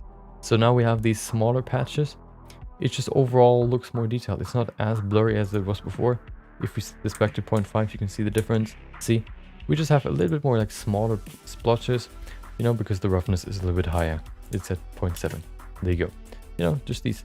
We don't have these big splotches that are kind of blurry. We have these smaller splotches that are a little bit sharper, you know? That's what we want to create. Just like this grainy feel. And then the next step that we need is the distortion. I want to bring in a little bit of distortion, as if it's kind of like, it's some dirt on the surface that has been like wiped or whatever. Or there are just like these seam lines that go through the material. So we're going to increase the distortion as well. And we're going to set it to 0.3. You can see what the distortion does if I just increase the value. It just distorts this, the texture. Let's set it to 0.3. Probably the optional setting in here would be the distortion. If you don't want to use the distortion, you can also set it to 0. That's probably like a more personal decision. But I like 0.3. There you go. Kind of, you know, creates this feeling of somebody maybe walking over it, or like kind of, I don't know, wiping something over the surface, you know. That's the feel that I want to go for. And then we can still, now if you compare the two, we can see they look exactly the same. So why do you use a color ramp? The color ramp is basically just to tone down the values. Meaning, if we compare this one to this one, you can see the change is very, very subtle, but it's still there. So what I've done in here is, first of all, I've moved this cursor further from over here to over there. So if we bring in a new converter color ramp node and put the factor in there, you can see the difference. So this one and this one, it's very, very subtle. You can see it especially in there. You can see a nice white splotch there, right there, which you can't see in this one. So this one just bumps up the whites a little bit more. So if I move that all the way up to 0.65, or I'm going to move it even further, you can see what happens. We get more and more of this white and less of this gray. So this gray. So the ratio between white and gray changes. This is the standard ratio. But then if we move this over to the left side, we include more and more of these values into the white. This basically means like this gradient basically means this is the full spectrum of the texture, ranging from all the way black to all the way white. If we move this handle over here, the value that would be gray-white, almost white, but still a little bit gray, now is fully white because we've moved the white cursor further over here. So we want to include everything, or we want to make everything white that is a value of 0.65 and up. So everything that is now in the spectrum on this texture on here will be pure white. That's what you can see right there. We can also see that I changed the color of this handle. You can do that by clicking left click on this bar, and then of course if you want to change the color, you can do that right here. That is the base color, and then you have the darker color as well. So if you want to change the darker color, you can go in here and make this, I don't know, you know, blue, and then it looks like this. We want to keep it gray, like that. So, hold on. Okay, no sneeze today, okay. Okay, so we can see this one's a little bit grayer. So I just went in here, painted this into a grayer tone. I used a let's set it to 0.6. There you go.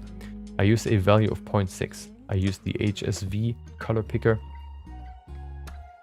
or color values. So if you click on this bar, use HSV 0.6. That's the value that we're going to use. If you want to change this value, you can either crank this knob, move it, or if you want to change the scale, the saturation, you would move this dot further out all the way here. Now you can see it's maximum saturation. If you want to change the color value, you would either do it here or just, rotate all the way around on the edge of this circle. We want to have it white or gray, so we're going to bring it back to the center and value 0.6. Perfect. Now it's not white, but it's gray. There you go. Everything else looks fine. No, we actually changed this one as well. So this one has a value of 0.05, 0.05, and a color value of 0.1. There you go. Now everything is a little bit flatter, I guess, in its values.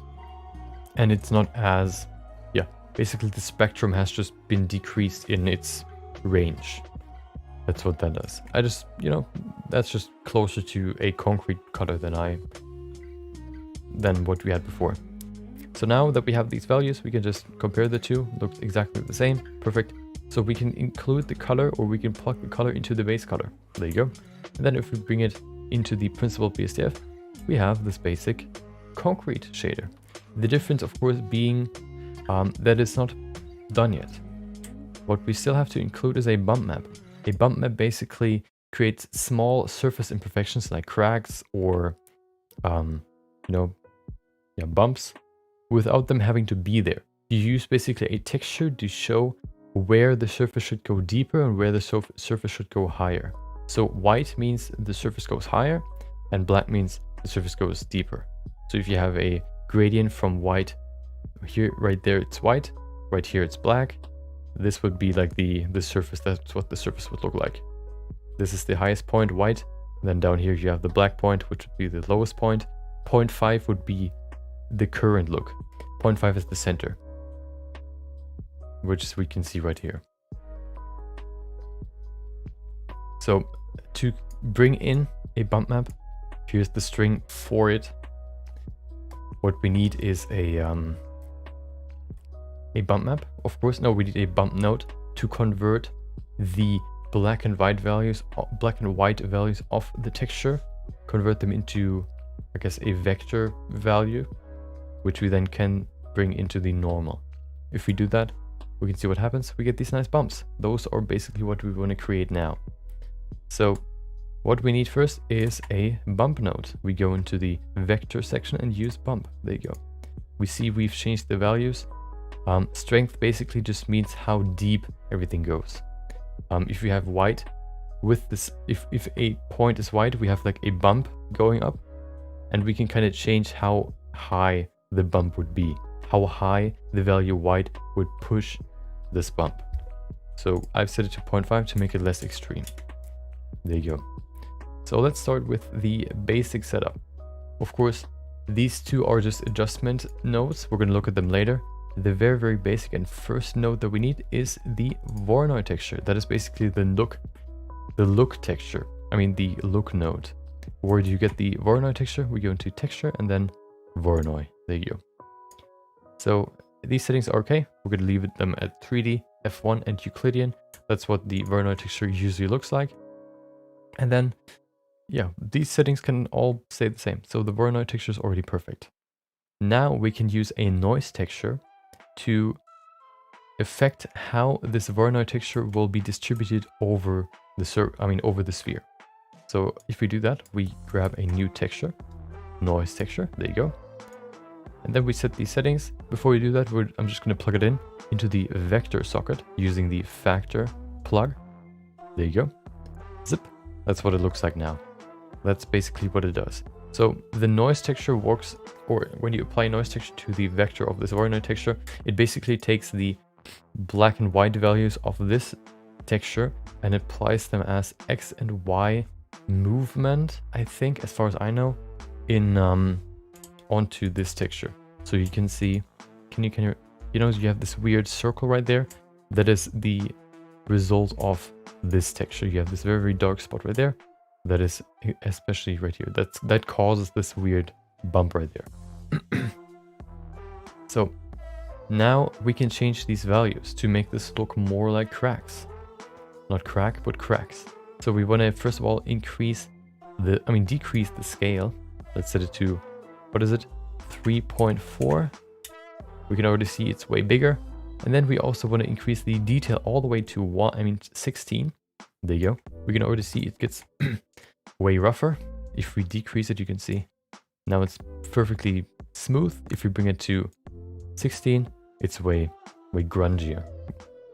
This also brings us closer to it looking like cracks or damage. Then we also want to change the roughness to 0.7 to make it even rougher. Look at that. Now we have these nice cracks. Just this damage on the surface or as a texture. And then distortion, there's no distortion. Now, there are two more nodes in here, plugged in here. These two nodes basically work as, I guess, movement controls. Using the mapping and texture coordinate together lets you move these textures. So if we bring in a mapping texture, you can either grab a mapping and texture coordinate node by clicking the node that you want to apply them to, and then clicking Ctrl T mapping to get the first one, and the second one is in input texture coordinate. There you go. Then you plug the texture coordinate using the object plug into the vector socket, and then the vector plug of the mapping node into the vector socket of the noise texture. And there you go. It kind of changed. And now if you want to move this texture, you can just move this. And there you go. You can kind of rotate it. That's what these two nodes do. This one defines where the texture should be or how the texture should be applied to the object. This one is set to object. You can also use UV or normal or generated, but we use object in this case. Now we have the basic setup for the look. Now we can kind of customize the texture to make it look more like cracks. What we do is we grab a color ramp node. The first one, color ramp, there you go. We plug the distance socket, plug into the factor socket. And then we change the values of these two handles. Why I changed the handles to a very close gray values is basically to make the bumps weaker.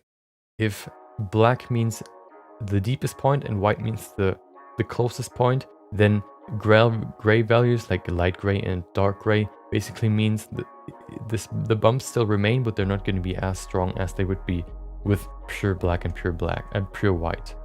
You can do the same in the strength setting, but sometimes I use color ramp just to make it a little bit more, to put in more exact values.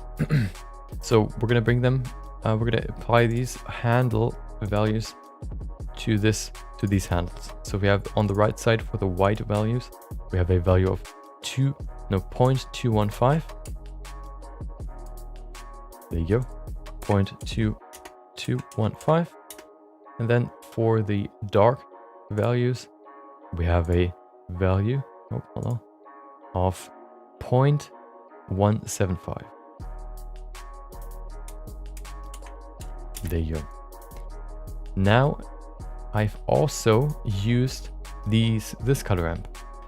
The problem is now if we would plug this in, so the color into the height, just like here, and then the normal into the normal, and then we show the shader, you can see we have these bumps now, but the bumps are all over the place. If we go into material preview, we can probably see it better.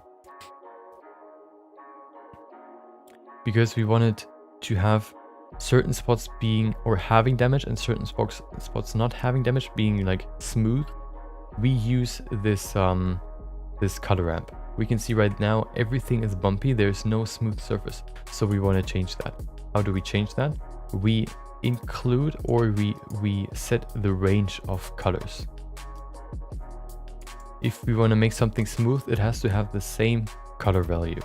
So what we grab to get that effect would be another converter color ramp. Put that into the setting right there. And then to include everything that is on this, or to include more into the white value on this spectrum, we would grab the handle and move it all the way over here. Move it more and more. Excuse me. We would move this handle more and more over here until we see some nice smooth surfaces. We include more and more of these values into the white, and there you go. Now we can see there's the transition. Now we have some smooth surfaces, some cracks as well, but we have a good mix between the two. We can also increase the black part, which what would that do? Basically would decrease the amount of, or it would smooth out these bumpy parts. They would still be deeper, but they would be smoother. If we do that, maybe we can see it. It's too close together. But yeah, I actually want to try something. We don't necessarily need, we can make this even easier. We don't even need this gray value. I'm gonna try it without it. So I'm gonna see what it looks like without and with it. So what we're gonna do is we have one version with the with this color ramp node, and then one without. Let's see what it looks like with this bump thingy. Okay, we see nothing. Why not? What did I do? Oh, there it is. There you go. Let's set it to 0.198. There you go. So now we have some bumps. We can probably even set the bar even lower, 9.7. There you go. So now we have some smooth surfaces, and we also have some cracks, like in between, like a mix between the two. So basically, kind of, you know, showing that the concrete was smooth before, but then after some wear and tear, it got some cracks on them or some damage. Let's compare it to the one without the color ramp, set to the same value of 0.5. And this one, what was it? 1.197. 197. Wait. There's nothing here. Why do we not see the bumps? Oh. Because now we have to move this further back. So I think it's even better to not use this node, because this just cramps or makes we should move this, like we would use this one first and then this one if we need it. But I don't think we need it. We actually just need one color ramp. Like that. If the bumps are too strong, we just decrease the strength. So like that. There you go. So if you bring this, you can now way easier control how much damage you want. Like that, by just moving this handle to whatever you need. Let's set it to 0.5. There you go. And the strength you can also change. So we can set the strength to 0. Now there are no bumps, or we can set it to 1. So now the bumps are very, very strong. Seeing that in rendered view, that's what it looks like with strength 1. Let's set it to 0.5 strength. It's just a little bit weaker, basically. See, the bumps are still supposed to be there, but they're very, very weak right now. There you go. This way you can have a bumpy or like damaged concrete, smooth concrete material very, very easy. we're gonna try to make this, we're gonna try to speedrun this as well. It'll be a little bit harder just because we have so many values to kind of, you know, memorize, but we'll see. We can also just, I guess, copy it. Okay, so gotta set this up real quick and then we can start. So, okay. We're gonna use this as a, I guess, as a basic, like to use it to copy from it. That's how we're gonna use it. So, what do we need? We need a noise texture combined with a color ramp. So, okay. Let's put that, let's remove that. Let's see, when, okay, I want to see, can I use a timer? I guess we're just gonna make it as fast as possible, okay. So, let's start. Okay, let's create a concrete shader as fast as possible. Actually, I can just keep that there. There you go. Okay, let's do it. So, a very, very quick concrete shader in literally seconds. Okay, let's begin. So we need a shader principled BSDF. There you go. Set the roughness to 0.3. There you go. Now we need a noise texture. Noise texture, put that in there. We need the values of 11 in the scale. We have detail 4. We have roughness 0.7. And we have distortion 0.3. Then we use a color ramp node, vec converter color ramp. Plug the factor into the factor. Set the right or the white handle to 0.65. 0.65. And then we set the black handle to 0.05. We grab the black handle and you set it to 0.05. We then change the value of the white handle to a gray value of to a gray value of 0.6. There you go, 0.6. We then switch the black handle gray color to or gray value to 0.1. There you go. So black is 0.1, gray is 0.65, no 0.6. We plug that color into the color socket. There you go. If we plug this now into the surface, we can see what it looks like. We have the texture now. Now what we need is a bump map, which we have down here. So what we need first is a vector bump node. Set the strength to 0.5. We then have another texture, which would be the Voronoi texture. Use that. Set the scale. These settings can all stay the same. Now we need another texture, noise texture. We grab that. We set the scale to up to 3.4. The detail to 16. And then the roughness to 0.7. Distortion can stay the same. We put the factor into the vector. And then if you have Node Wrangler enabled, you can press Ctrl T. Or if you need to find a mapping and texture coordinate nodes, you go into vector mapping and input texture coordinate. There you go. Put the object socket, plug into the vector socket of the mapping node. Put the vector plug of the mapping node into the vector socket of the noise node. There you go. Now we grab a color ramp, converter color ramp, put that in there. Distance into factor, color into height, and then normal into normal. Now we have some nice bumps, but we still want to have some clean areas, some smooth areas. So what we're going to do is we're going to set this white value, this white handle to 0.5 or whatever you need.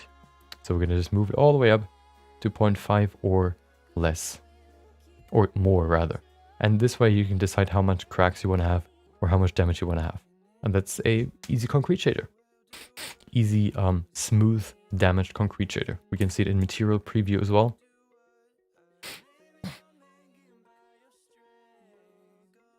Come on, there we go. That's what it looks like. Easy, simple, concrete shader with some smooth surfaces and also some bumpy surfaces. If everything's supposed to be bumpy, we just move this white handle all the way back to the beginning. There you go. If you want to make it fully smooth, I guess we just move everything up to over here. There you go. Now it's smooth again. Or we can also just remove this bump node. There you go. That's how you create a simple concrete shader. Easy peasy. That's the first material. Let's save it. Right there. Okay, perfect. I'm gonna drink something real quick.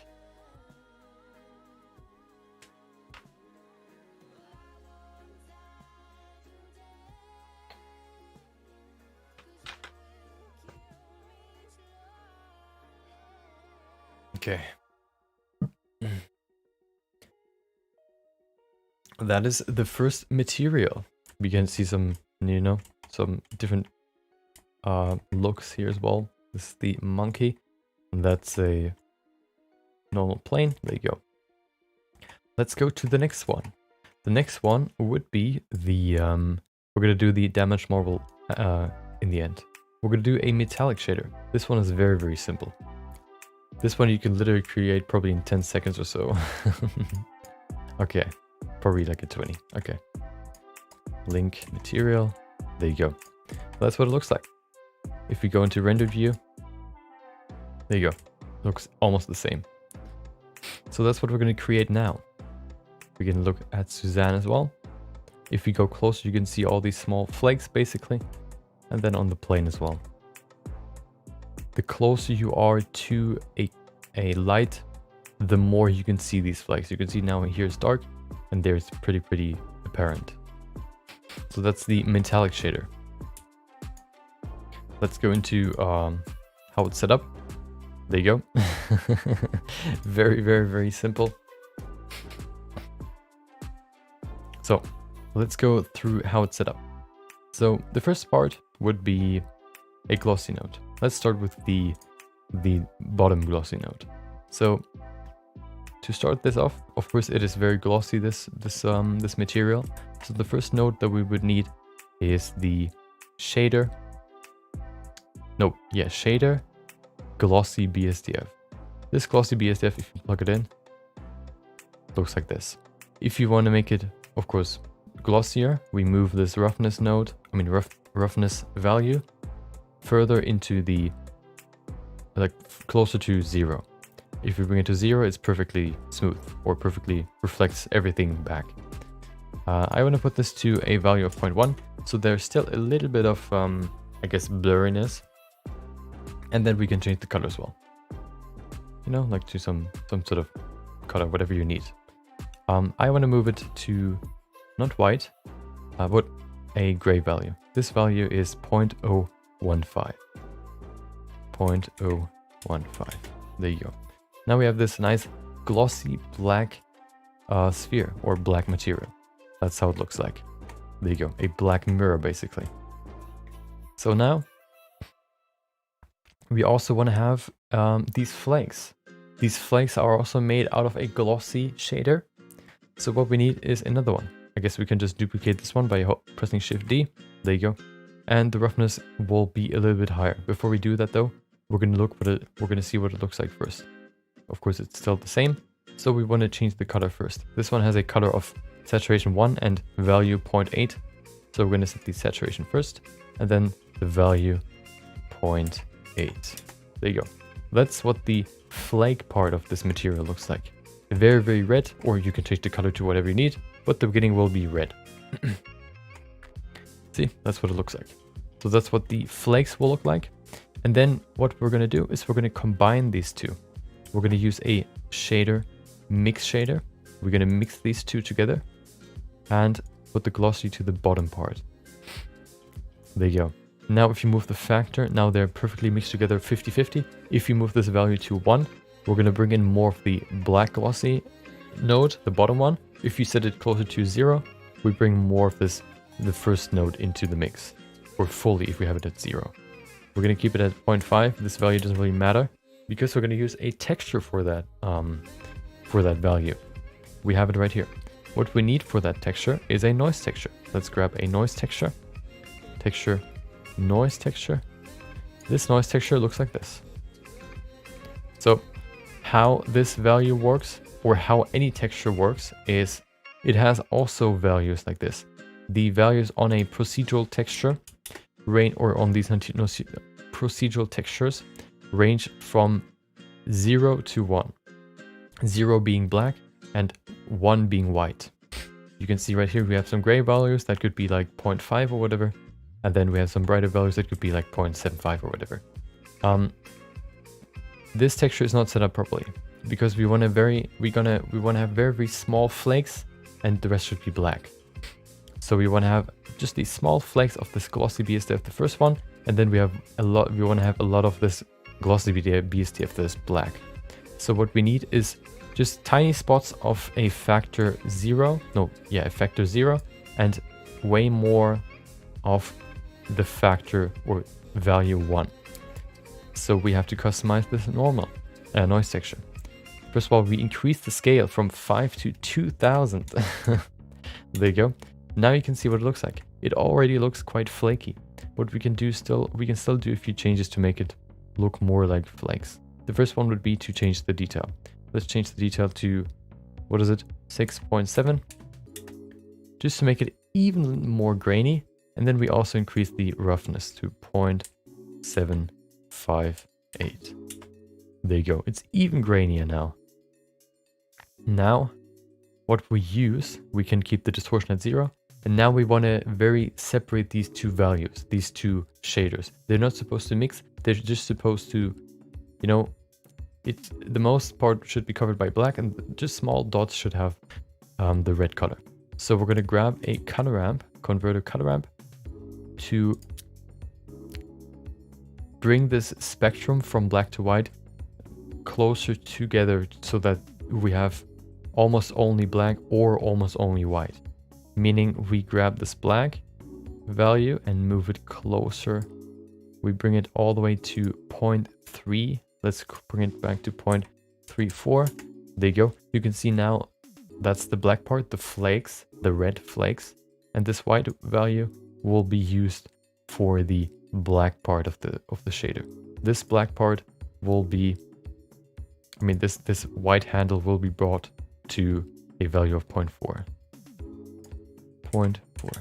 There you go. And now we have these small flakes in there.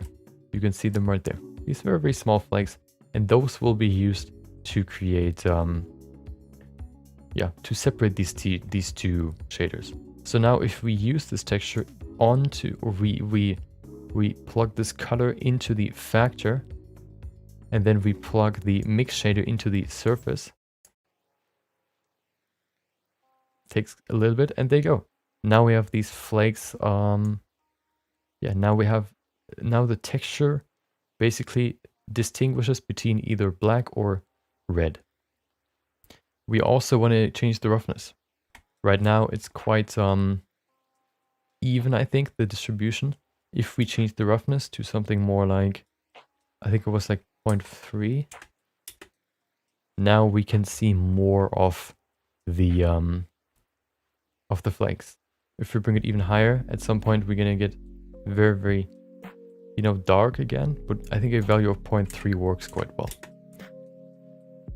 0.3 basically kind of is not perfectly reflective, but it kind of diffuses the light, which makes these flakes more apparent and more visible. And that's how the shader works. Basically just two parts. One glossy node for the flakes, or these small little dots right there, glossy red dots, and then we have a glossy black shader. Set the roughness to 0.1. The flakes have a roughness of 0.3. We mix these two using a noise texture. The noise texture has a scale of 2000, detail 6.4, roughness, and so on and so forth. We customize this texture so that it looks like this. Oh, it's loading. Nope, it's not loading. There it is. Come on, show it to me. Oh, there it is. So if you look at this flake right there, look at this flake. No, let's look at the flake on the right of this this pivot point, this orange dot. See, now it's right there. So the black dot basically tells the red shader or the mix shader that there is supposed to be the glossy red shader node. Okay, perfect. That's how it's set up. Very, very simple, very, very easy. And it looks pretty good, in my opinion. Let's speed run this one as well. Let me just quickly look at these values. 2000, 6.7, 0.758. What is this? 0.015. These ones are 0.4 and 0.34. Okay. Okay, let's speed run this this shader.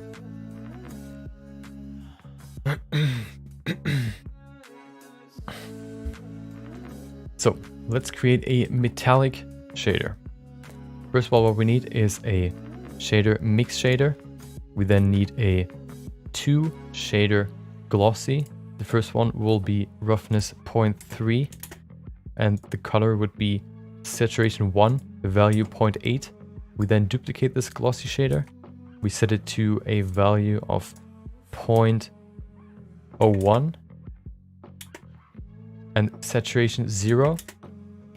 And then we put these two into the mix shader. There you go. We then need a texture to put that into the factor. So we need a texture noise texture. Set the scale to 2000. We also have a detail of 6.7. We have a roughness of 0.758, and the distortion stays at 0. We then also grab a converter color ramp, put that in there, factor into the factor, color into the factor of this mix shader, and then we bring this white handle to the position 0.4 and this black handle to the position 0.34.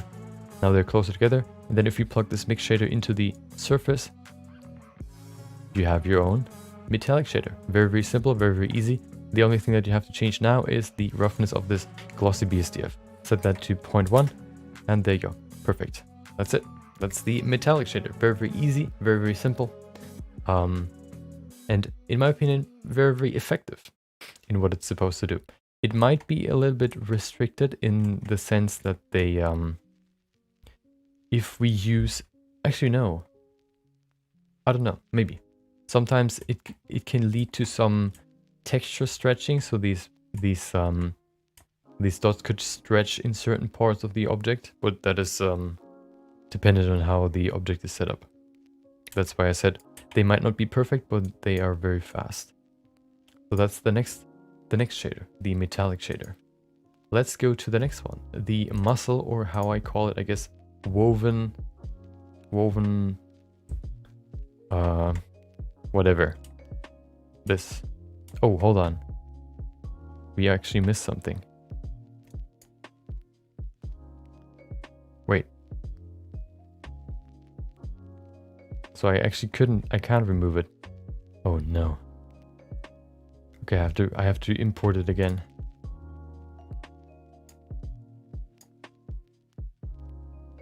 Let me import it again. I'm gonna go back to setting. Hold on.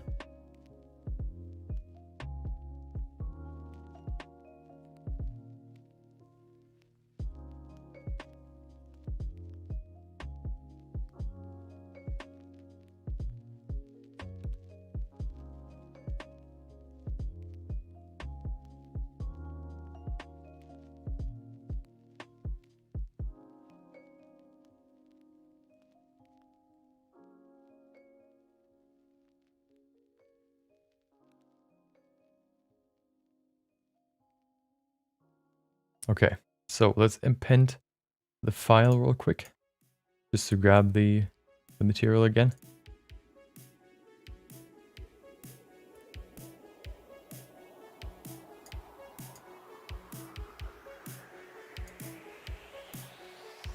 So we don't need this part.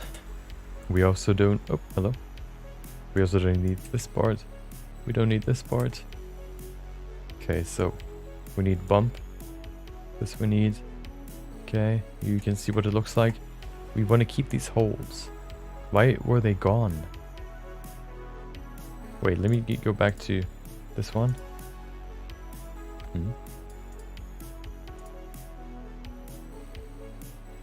So we actually need this? No, we don't need this. Why is it? Huh? That doesn't make sense.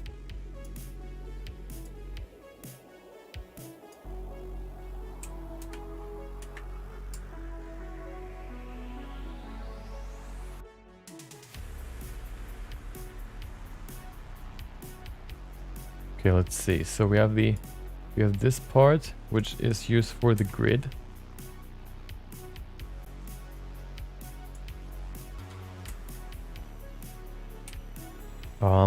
So and what does that do? That's just for this part though. Why do we need this for... Hold on, I'm gonna go to render view. Maybe it's just like a display error.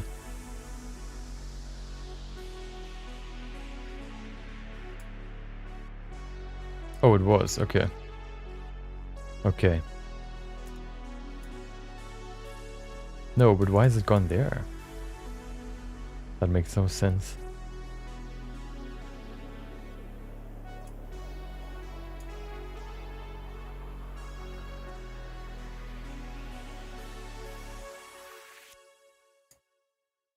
What's the difference? Oh, I know what it is. I have to disconnect this. There you go. Okay.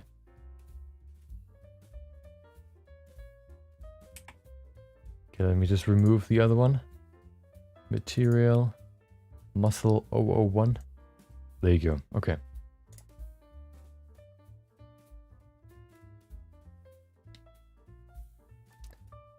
Okay, perfect.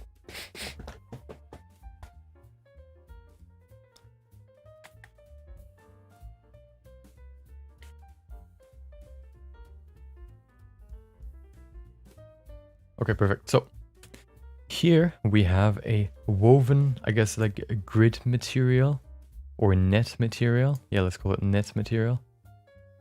Yeah, a net material. It's pretty simple. The setup is very, very simple.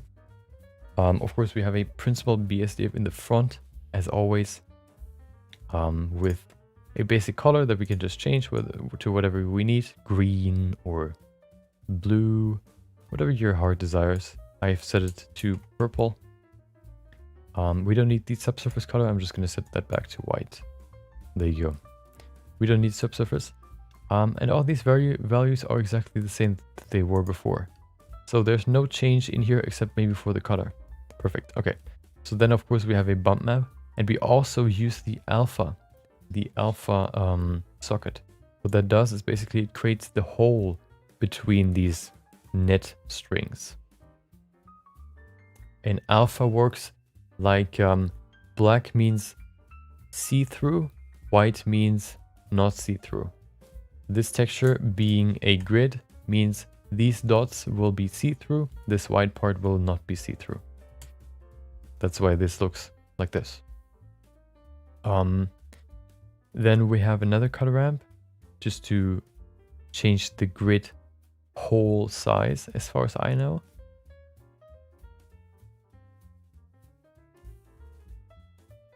Wait.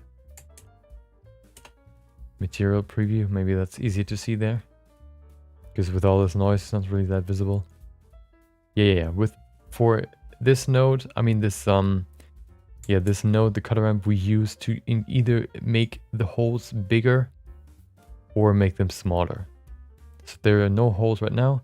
If you use that like this, you see the holes are smaller. If we increase this all the way up, you see the grid is way smaller or way thinner. The net. I don't know what it was before. 0.4, let's set it to 0.5. There you go. Okay. So the next part would be, why do I have this here? Color ramp?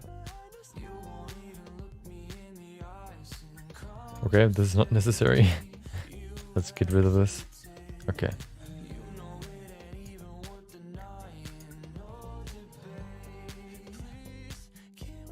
There you go. So now it's even easier. Okay, let's begin the explanation. It's actually pretty simple. So the first part of this this node setup, the base of the node setup, is a texture, which is the wave texture. So we go into texture and then we use the wave texture. There you go. We use the basic settings in the drop-down menus, and then we set the scale to 95, the distortion to 0, detail to 2, detail scale to 1, These are roughness to 0.5 and phase offset to 0. So the only thing we changed in here is the scale. And this one we need twice because that's how it looks like. See? So that's basically one string of this net. So we need, of course, one that is offset as well. So they intertwine. Which means we just duplicate this wave texture. There you go. So now we have two textures, but of course they are not rotated. They're exactly the same. So to rotate or move textures, what do we use? We use a mapping and texture coordinate node. Which means we can either click on this node and press Ctrl T with node wrangler enabled, or we just use them. We search them by going to vector mapping, the first one, and then input texture coordinate for the second one. In this one I've used UV into vector, but I think you can also use stuff like object or generated. Although I think UV works the best. We then put the vector plug into the vector socket of the wave texture. There you go. We then do the same for the other one. There you go. Now to create the interwoven texture, we have to combine these two textures. What we use to combine two textures is a color mix RGB node. So we mix these colors together. We put the color into the color, the first one into the first one, and then the second color plug into the second color socket. That's what it looks like. It looks exactly the same because the textures still are on top of each other. They're still the exact same. So what we have to change is the mix mode first. We're going to set the mix mode to multiply. And then the factor to 1. It still didn't change that much, but these lines got a little bit thicker. But that wasn't the reason why we did it. To create this intertwinedness, to create this net effect, what we're going to do is we're going to rotate both textures to create this net effect. So we're going to rotate the first texture by 16.9 degrees on the z-axis. 16.9, there you go. And we can already see a net texture. But it's not horizontal, or one's not horizontal, one's is vertical. It's kind of diagonal.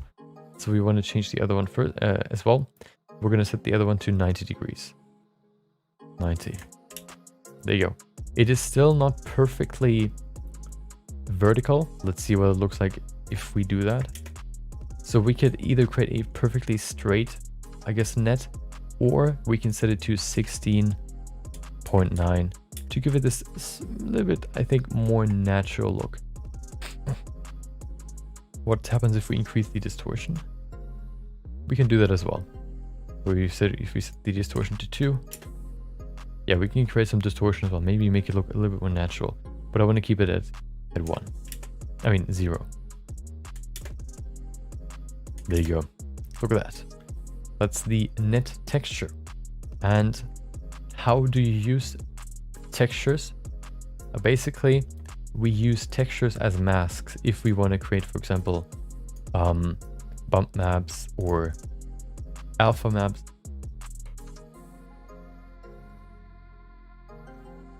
Right now what would happen is basically black for the alpha socket means nothing's visible.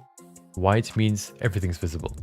So if you would plug this multiply node into the alpha socket, nothing else, we would see what it looks like. It's the exact opposite of what we want. Now the strings are invisible and the holes basically are visible. We want to have the exact opposite. So what we're going to do is we're going to use a color invert node, plug that right in there, and now it's the exact opposite. The holes are a little bit too small. So how do we change that? Hold on, if we look at the texture by itself, we can see these black holes are too small. The good thing is we have a gradient going from this dark spot all the way out to roughly the center of these 4 dots where it's white. So what we can do is we can just include more of this gradient into the black value. We do that by using a converter color ramp node, plugging that in there, and then using this black handle and moving it on the spectrum from black to white more over to the white value. We can see we include more and more of this darker grayish color into the black. We turn this we turn all the value from black to right here to 0.177 to pure black. If we do it more and more and more, we can see the hole increases more and more and more. Until we, of course, reach the other side. The value that I have set here is 0.5. Okay. There you go. That's what it looks like now. And now if we use this, now everything that is black will be excluded, will be transparent. Everything that is white will be visible. So we plug the color into the alpha. Let's see what it looks like. There you go. That's the net. The problem is, if we have strings, the strings of course aren't just flat. They are, you know, either lie on top of each other or they at least are round. So how do we create this roundness? Pretty simple. We use a bump node. The bump node basically translates the spectrum from white to black into a height map, meaning white is the highest point of the surface, black is the lowest point of the surface, and gray 0.5 is the midpoint of the surface. So everything in the texture that is white creates a outward bump, everything that is black creates an inward bump, and everything that is 0.5 gray is just, yeah, nothing. It's the exact same that you can see right there. So if we use a vector bump node, we plug the color into the height node. Now basically the gray tones are included or will be translated by this bump node. Now if you plug this normal into the normal socket, there you go. We have the net structure.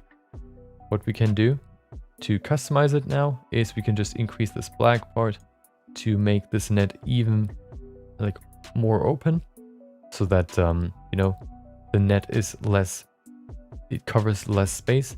Or we can make these holes smaller by bringing it closer to the other side. There you go. Let's keep it at 0.5. Yeah, that's the very, very simple net material. We have basically a wave texture that we use twice with the scale 95. Everything is standard. Then mapping and the texture coordinate node set to UV.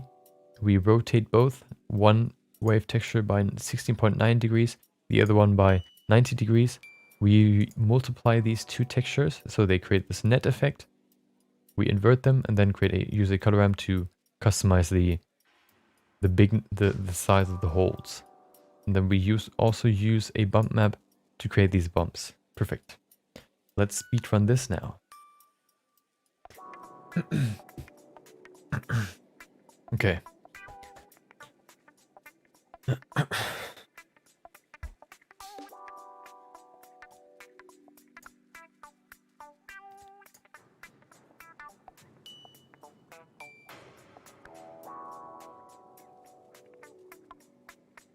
Okay, so let's move that over here just as a reference if I need it. There you go. Okay, so let's start. So how to create the net material. We grab a shader, principled BSDF. We set the color to whatever you need. Let's set it to, I don't know, magenta. Nothing else will be changed. We plug it in. There you go, that's the base color.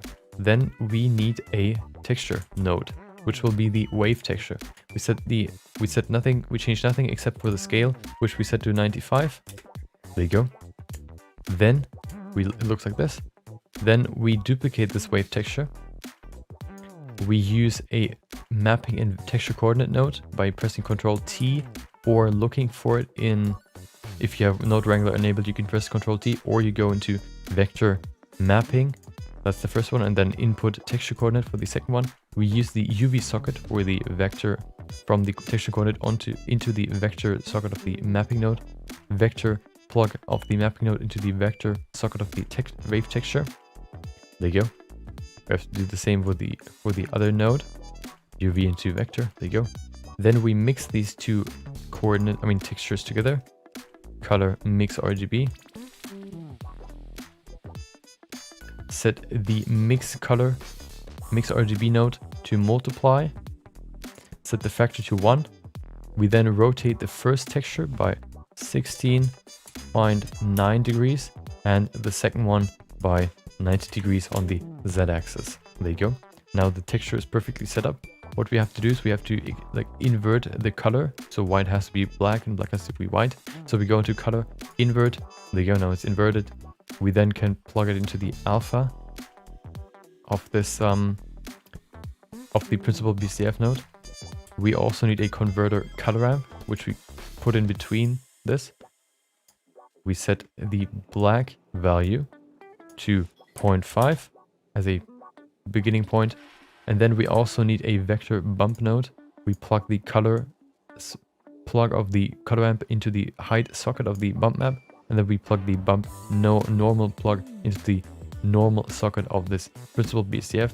We plug the principal BCF into the material output. And there you go. We have the net with some bumps. And if we change this black handle, we can change the whole size. A very, very simple, very, very easy material. Very, very simple. Maybe with a few drawbacks, but yeah, I mean, it's so quick that, you know, you don't really lose that much time. I would say it's effective. It's not perfect for every situation, but it's good for when you can use it. And of course, if we change the color, we can kind of better see the structure, like there. Okay. That's the net texture. I mean, material. Then we have the last one, which will be the painted metal. There you go.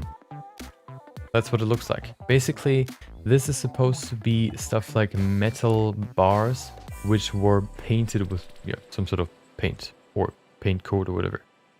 Basically, the metal itself is pretty rough. The color maybe also is kind of grainy. So combined, you have this kind of, you know, rough surface with this semi-glossy material over here, or semi-glossy surface. You can of course change the color to whatever you need, like, you know, bronze or orange or red, whatever you need. So you can change the color that way. There you go. That's what it looks like. That's the painted metal material. So how do you create it? Pretty simple. The only thing we have to implement in this, or we have to change in the principal BSDF, is first of all the color. You can customize the color and the metallic value. It was previously at 0. Let's bring in a new principal BSDF shader, principal BSDF. There you go. We plug nothing. Oh yeah, we plug it in, and there you go. It's perfectly white. So the first one we can change is we can change the color value. Let's give it maybe a, I don't know, 0.001 gray or 0.01. What is this color? 0.01. Okay, perfect. And then we also want to change the metallic value. The standard is 0, so if we increase it to 1, it basically has more metallic attribute to it.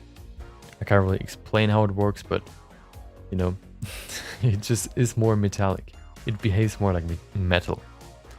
Nothing else would be, no other value will be changed in this node. Only the color and the metallic metallic value. Then what we need is some bumps. So the first node that we need to actually show bumps would be a vector bump node. The bump node basically translates a texture into height data. Black being the darkest point and white being the highest point. If we have a value of 0.5, that would be the middle point, which you can see right there. If you have a few spots that are white on the surface, you would have like bumps that go up. If you have spots that are darker, they would have bumps that go down. But of course, to have bumps, we need a texture that we can plug into the bump node. So the first node that we need to create with the base texture that we use is another Voronoi texture. We go in here, texture, Voronoi texture. There you go. That's what it looks like. We change some values in here. the basic drop-down menu values, settings can be the same. 3D, F1 and Euclidean. We only want to change, no, actually it's exactly the same. So we use a basic Voronoi texture. Perfect. The next texture that we need is a noise texture. There you go.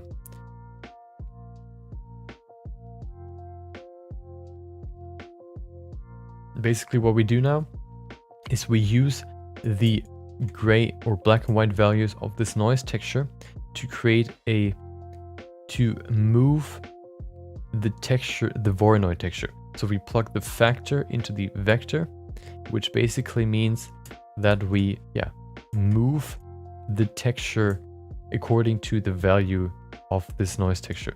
Meaning if we change the scale, you can see the changes are getting smaller and smaller and smaller. If we make this node, this texture bigger, bigger, bigger, the changes are, bigger and bigger and bigger. They take over more of the surface. So the only thing that we change basically between these two textures is the noise texture. The noise texture has a scale of 3.4 and then a detail of 16. Detail basically just makes it more grainy, more detailed. And then we can also change the roughness to make it even more detailed or grainy. We set it to 0.733. There you go. Now you can see if we switch between the two values, roughness 0.5 and 0.733, we can see this one's very, very smooth, very, very, I guess, blurry. If we increase the roughness to 0.733, we can see it has way more detail. It is way more grainy, way more rough, you could call it. So now, to be able to move this texture, we cannot just change the scale. We could, but if we just want to have like this small little gray spot right there, or this circle-like structure somewhere else on the object, we need to move it. So to move it, we can either, if we have Node Wrangler enabled as an add-on, we can click on this noise texture and then hit Ctrl T to create a mapping and texture coordinate node.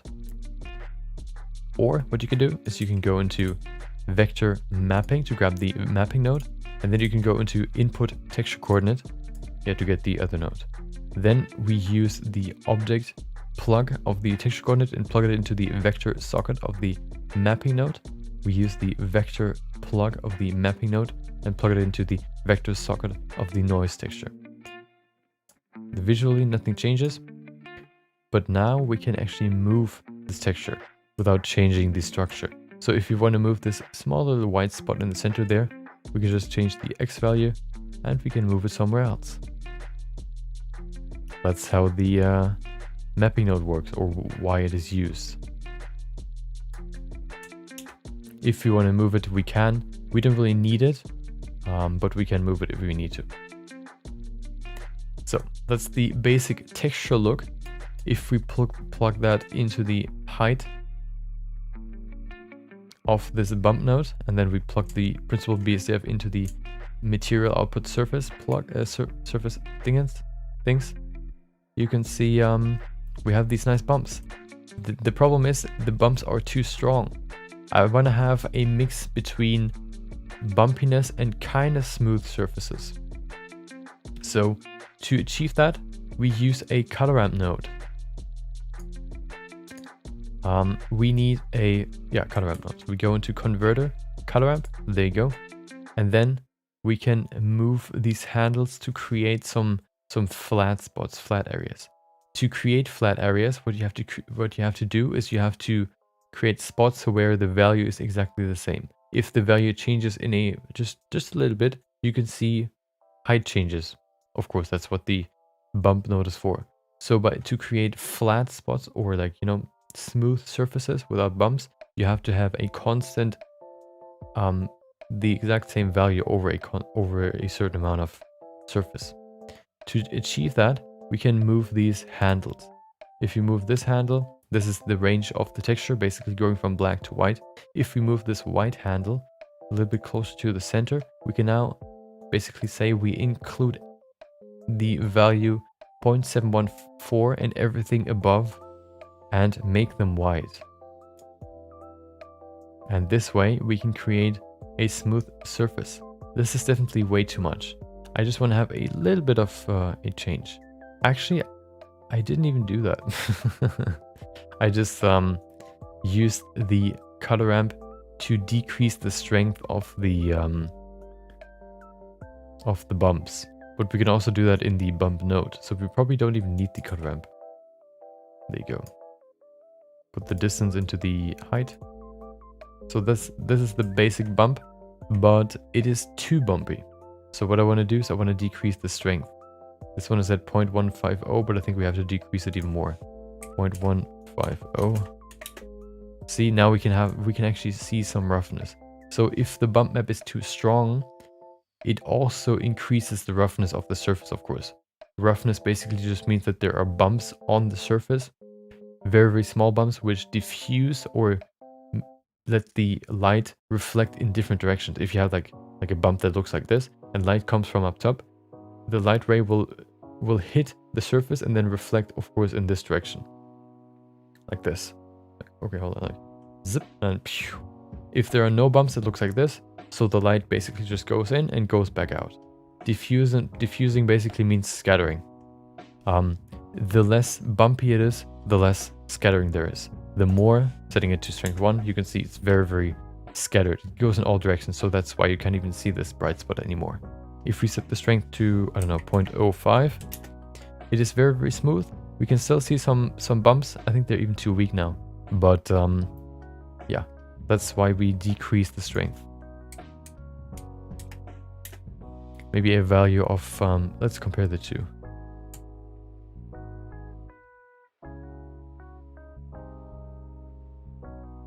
Okay.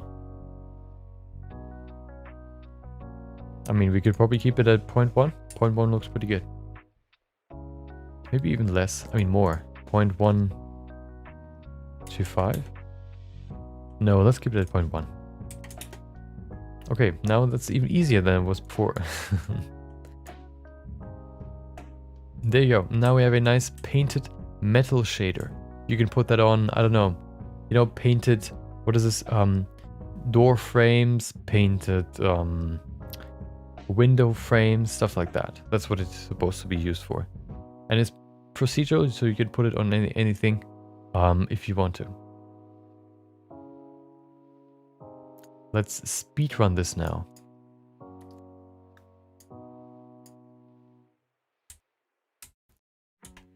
There you go. Line it up. Okay, I'm just gonna move that over here for, you know, if I need the values. Nothing changes except the metallic shader. Okay. Over here, 3.4, 16, 7.33, 0.733. Okay. Perfect. Okay, let's speedrun this. Perfect.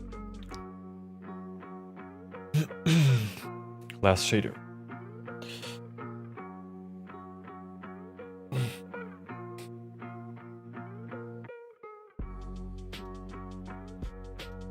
Okay. I'm ready.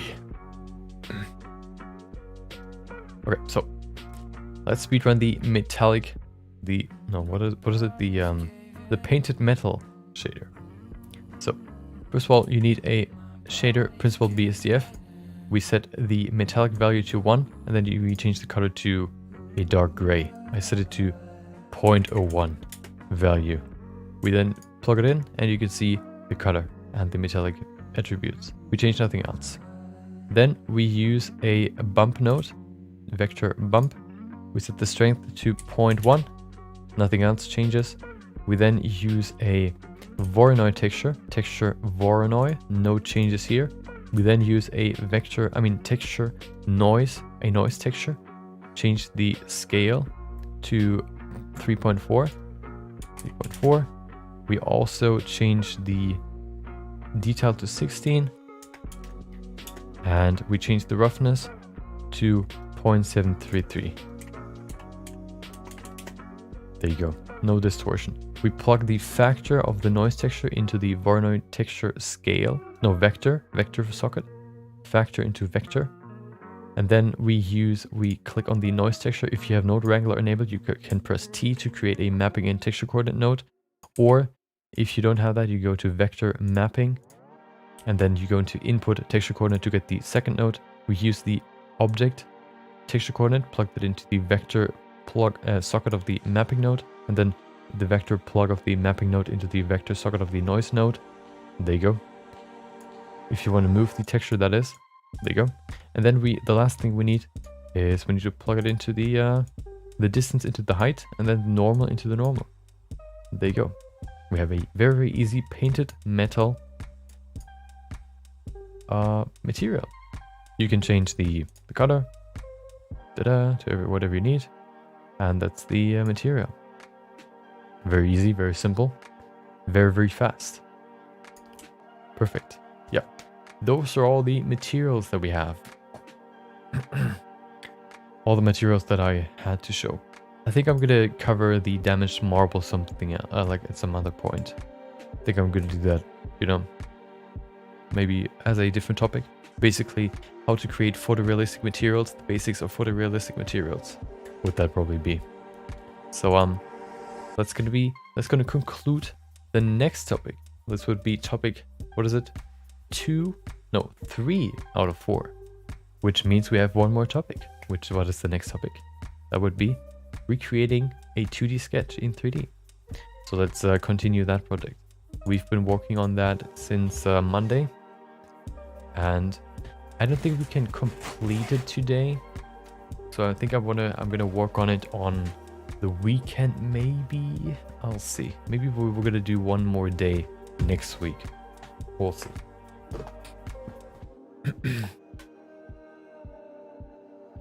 Okay, I'm gonna go get some water. I'll be back in a second.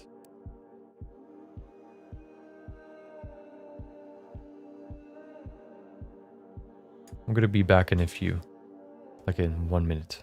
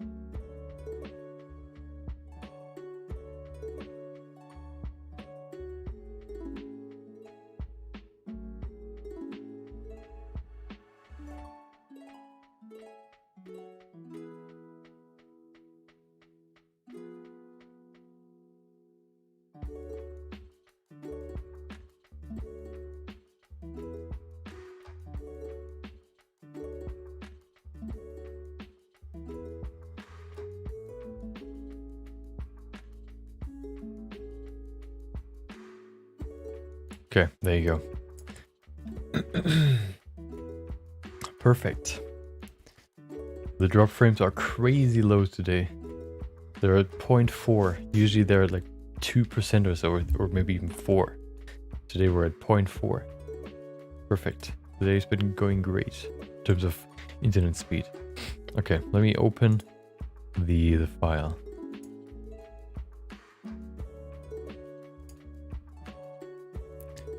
There it is. So I've been working on it a little bit off stream on the hand because I did like it. And I wanted to work on it just to, you know, kind of save some time there. It's definitely better now. It's not perfect, but it's definitely better. The good thing is the hand position is good. I have a good reference with my own hand because I can just hold my pen in my hand, which is kind of similar to these sticks. Like that. There you go, like this, you know. That's what it looks like, roughly. So I have a good reference on my hand. So, yeah, let's see. Okay.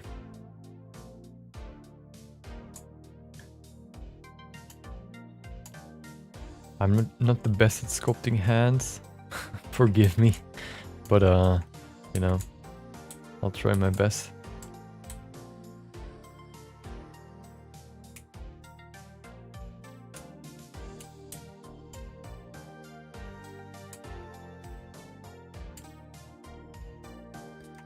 Okay, so the only thing I really have done is basically just to detail the hand a little bit more, nothing else.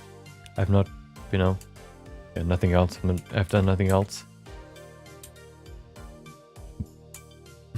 There you go. So I guess what is really missing now would be a little bit more detail. Also the arm.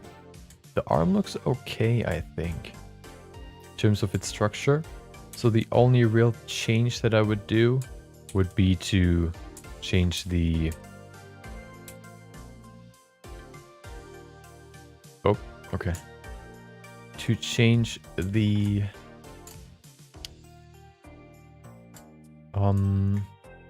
the resolution. And then bring in some fingernails. Let me actually... Oh, we have to do one more thing. So we have the same problem that we have on this side.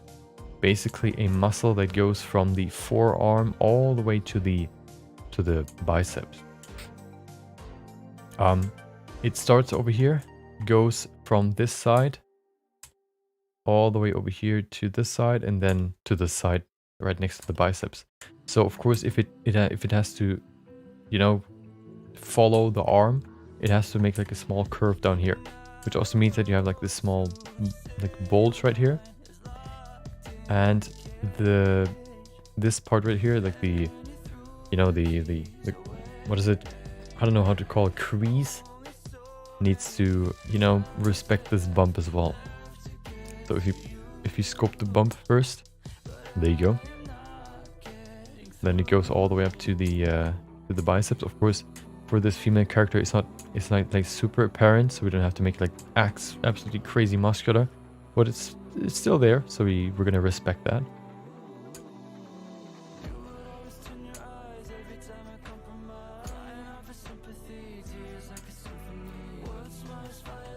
There you go. Then we smooth it. Okay. I think we also have to move it a little bit higher. There you go. And then we want to increase this crease, of course. Increase the crease. There you go. Okay, I think, yeah, that's okay.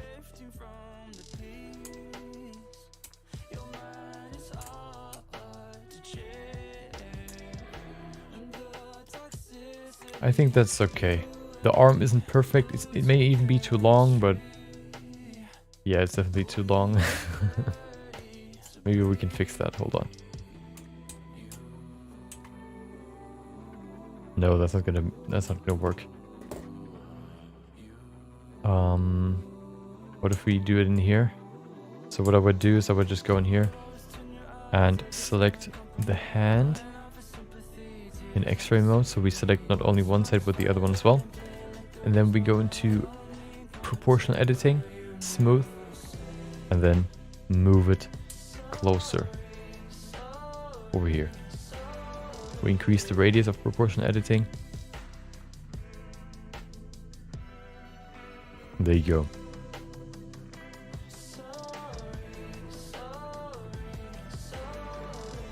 Yeah, I think that's okay. That's good. A little bit shorter, not too short. Yeah, that looks good. Okay, perfect.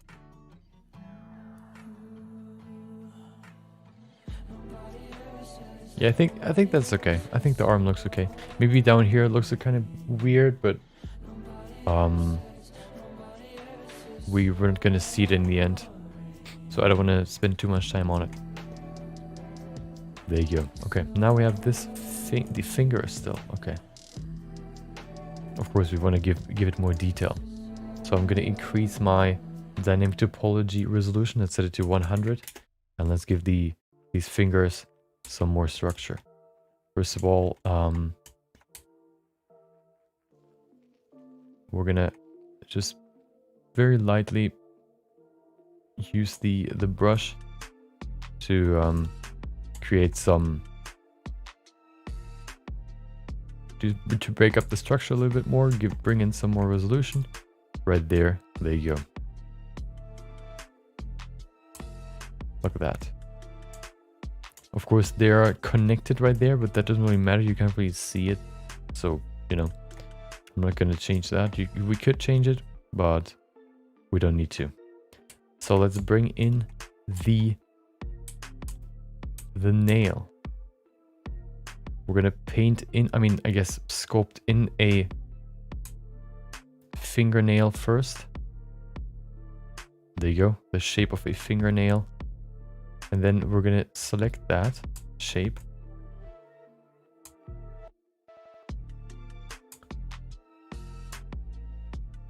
With the mask thingy. That's basically what we done yesterday as well.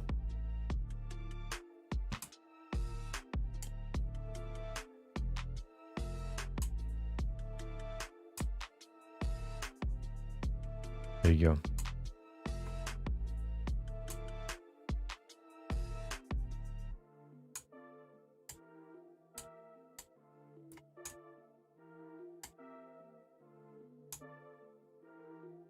Perfect. Now what we can do is we can just invert this and use the snake hook tool to pull out a fingernail.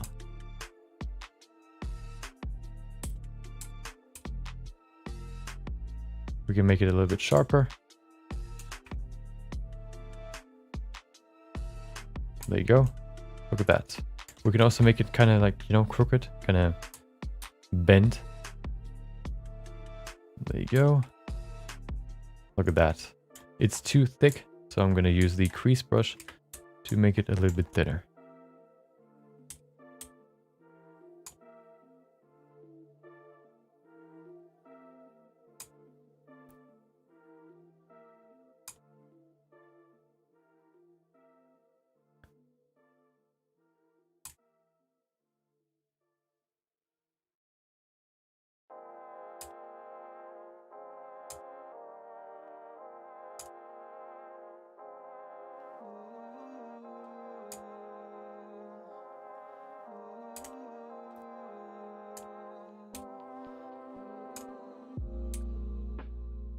There you go.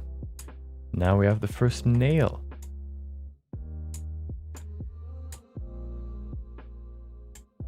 Maybe you can smooth it a little bit. Okay. There you go. That's the first one. We could maybe even make it sharper, but I kind of like it like this.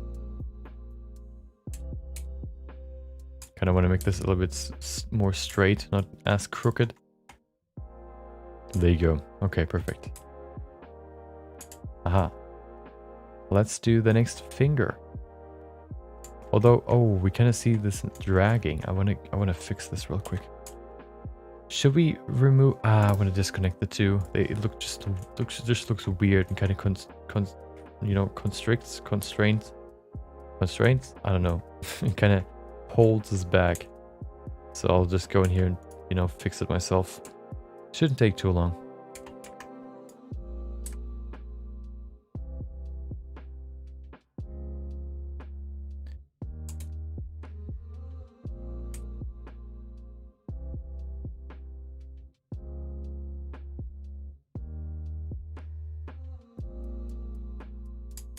There you go. Make it a little bit bigger.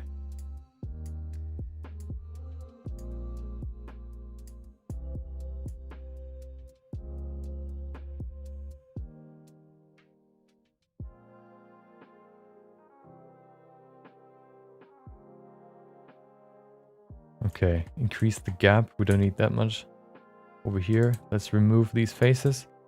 And the disconnect has been created.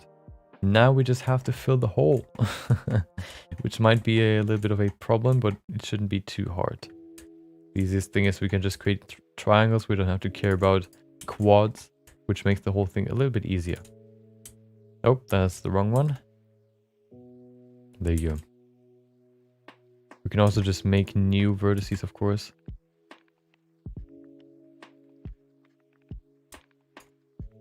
And we can slowly but surely fill this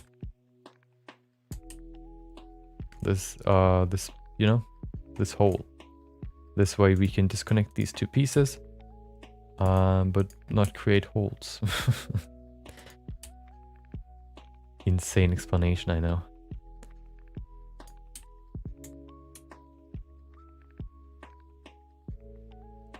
Okay, so I'm gonna grab this, extrude. Come on, there you go.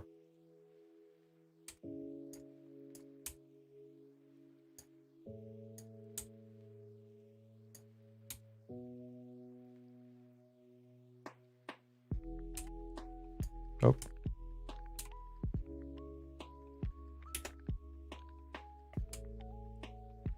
Okay, let's see. What do we do here?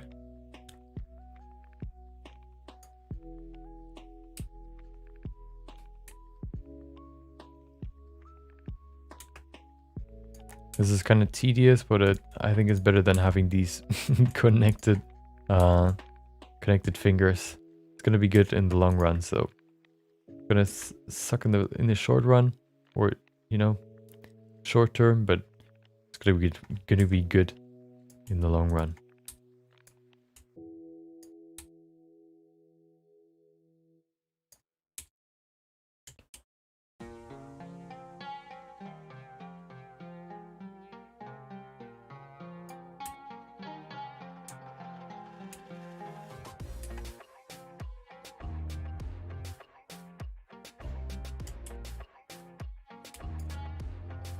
Wait, what happened? There you go. We can just make two faces and then triangulate them, create triangles to, you know, cover more space.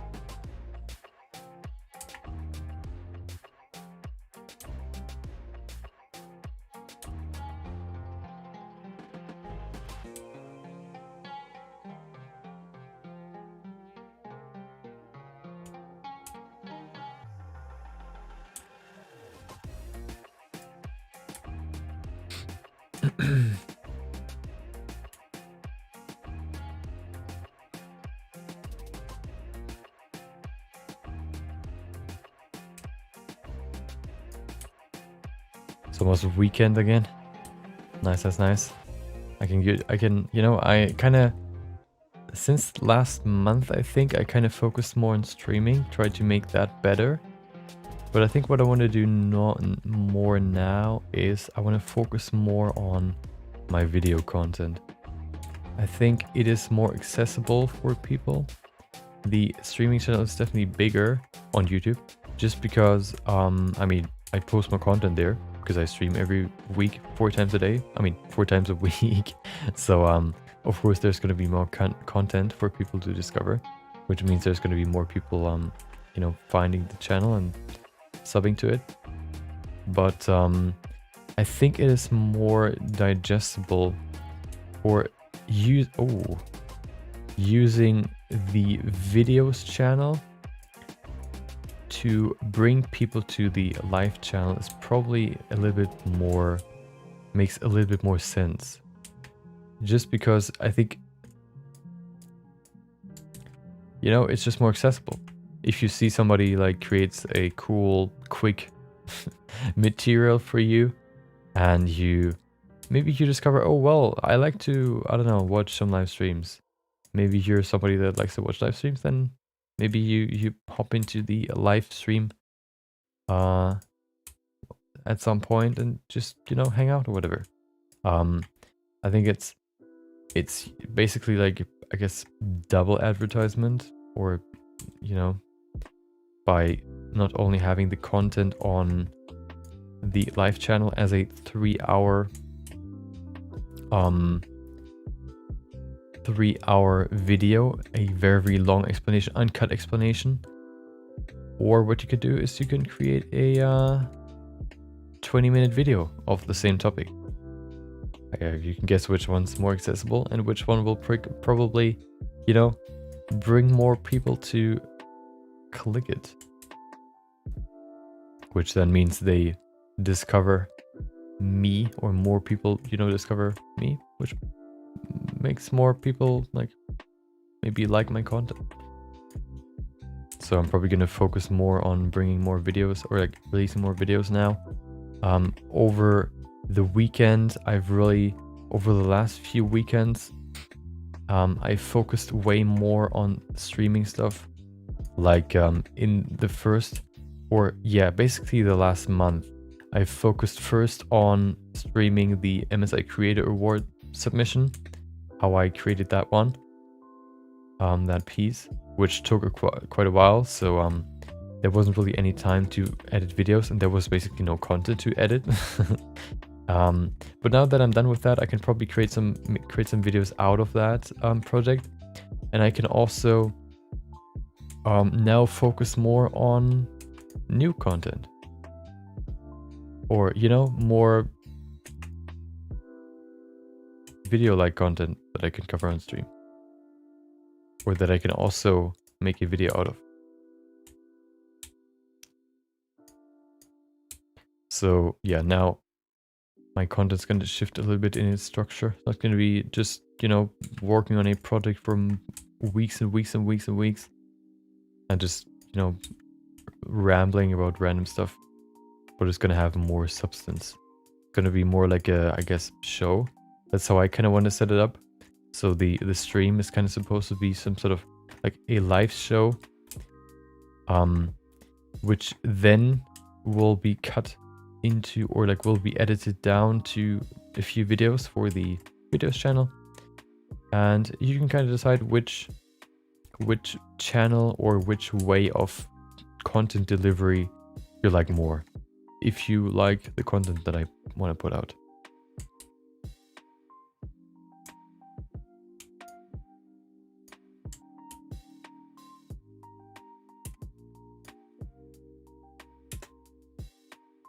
For example, today we've covered a few materials, which means for every material I can create a, I don't know, 5 minutes video or so. Then for the yesterday's project or video, topic, what was yesterday's topic again? I can't even remember. But yesterday's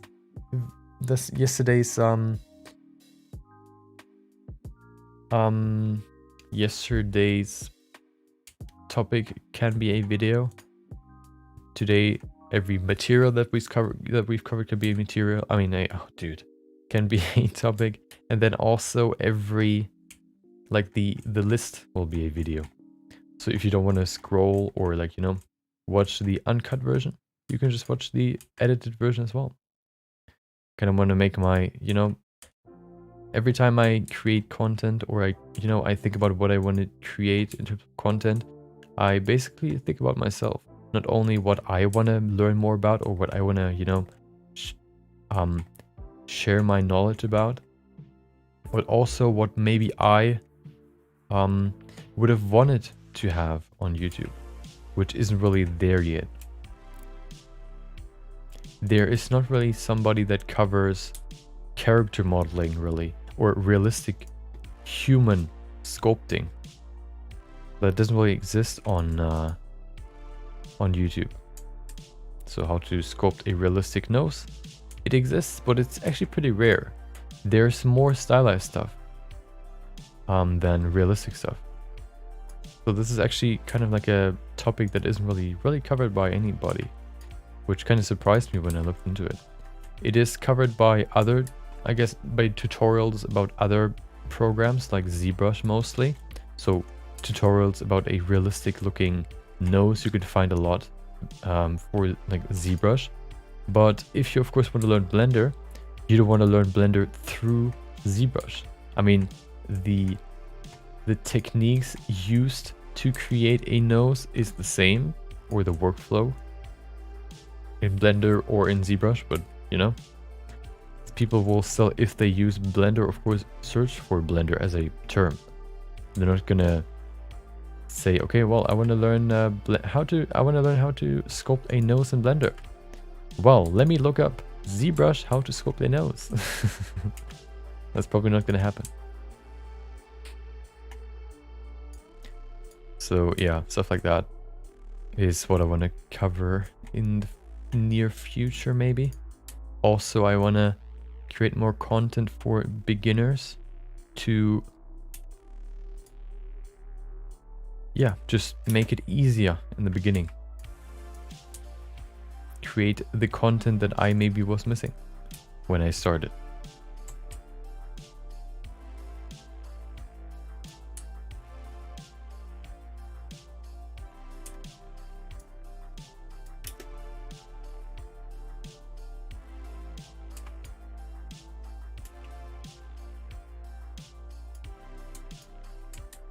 We're almost there.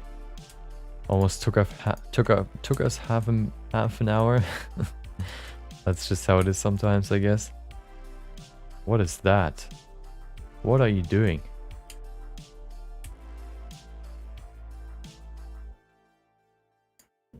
Did I extrude this? Why is that here? I didn't give you permission to be here. Okay. Yeah, and overall just, you know, of course I have like way more ideas for the stream, or content ideas, but that would be the first step. First doing some sort of like, I guess, how would you call it? What is it called? Green whatever content that is always important or interesting or whatever.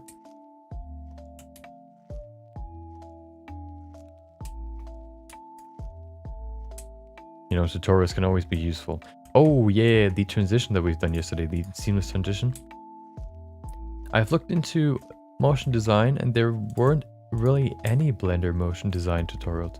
Maybe I've just looked into I typed in something wrong, but I don't know. There wasn't really that much. I remember seeing something before, but I don't know. Maybe I was just looking for the wrong, I guess, terms, whatever. I don't know.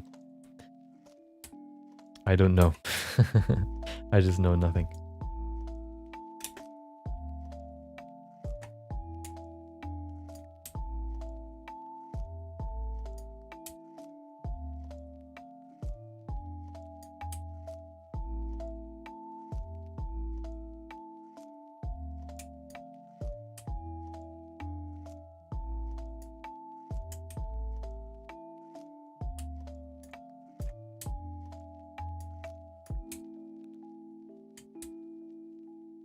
And then of course we have these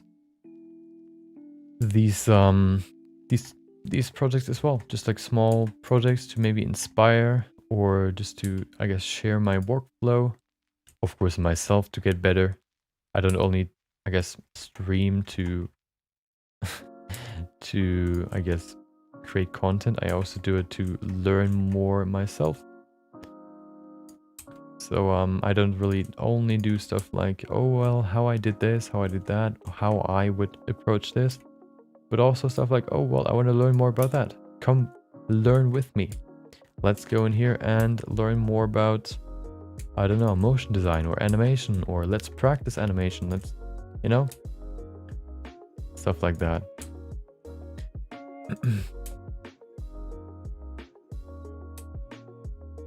And there you go. We've finally separated the two fingers. After a very long time, it is done. I think hopefully there's no hole. It doesn't really seem like there's one. Perfect. Now we can go back to sculpting. Let's bring in more geometry. Oh. Wait, is it... Oh, dynamic topology is still on. I don't know why, but the dynamic topology now actually stays on. But I don't know why. Usually if I switch from the scope mode to a different mode, it just deactivates every time. But now apparently it just it just stays on, and I don't really know why. I welcome it, but you know, it's weird. Foreign. New concept. Maybe there was like a micro update that I downloaded or whatever, which isn't really possible because you have to download every single Blender version by yourself. There's no updater or whatever, you know, no update client. You either grab the new version yourself or you don't. So it's kind of weird that this setting just randomly changes. Never had that before, actually. Never had just like a setting changed. Or I guess there's just some sort of setting that you can set to keep the dynamic topology on. Maybe it's a glitch, maybe. I don't know. I'm actually quite excited for the weekend. Making new videos. I kind of miss making videos. Only doing streams is also kind of, you know, I've also probably kind of stepped away from videos for like a month now, just because I the effort that I put into the video, or my schedule that I had back then, was very, very full. I basically, for the weekend, only had time to edit videos, and then that's basically it. So there was no time for anything else. Now that I changed my schedule a little bit, so I only want to do like one video, if it's like a longer video, a week, and then prepare for the next week, the streams and all that stuff, and then like I go on a walk with my friend, just, you know, to kind of converse and talk. It's way more chill, and I actually have some time to do some other stuff like playing games or whatever, so it's a little bit less straining, I guess, which is good. So now I think I fit a quite a good balance between videos, streaming, and other stuff. I don't really do anything else, at least right now, on weekends, so, you know, videos and walking and streaming is in a good balance right now. Maybe if we get through this illness after this, maybe I'll like go to the cinema at some point. But even then, I think my schedule is not is flexible enough that I can do that. Previously, where I wanted to create 2 videos a week, that was just too much. That would basically mean that I would have to finish a video every weekend day, which was just way too much. That was never that was not possible. But now with just one, I think that's pretty good. That's a pretty good mix. The biggest problem was also just that I wanted to create a quick sketch every day, and then I want to create a I guess a time lapse of that quick sketch to post the next day, which means that basically, like, I don't know, 2.5 hours or so were just, I guess, occupied by that, which, you know, takes away from the hours I could work on something else. And I want to use the weekends, of course, to kind of recharge, but also to work on the videos. So it's kind of like a, you know, have to find a good balance between the two. And I want to at least release 1 video a week. I think that's a good schedule. Having 2 days to finish one is probably better than just, you know, just 1 day. Basically like 5 hours or so. Way more forgiving.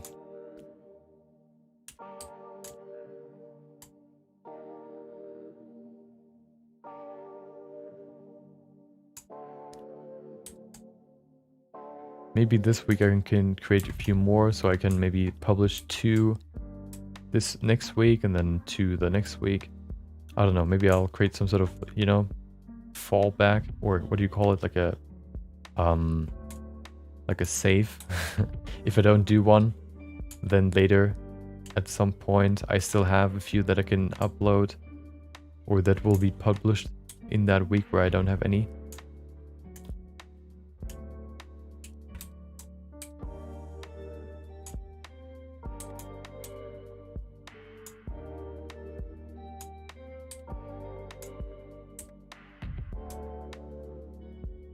That sounds like a good plan. Okay, this is absolutely destroyed. This finger looks horrible.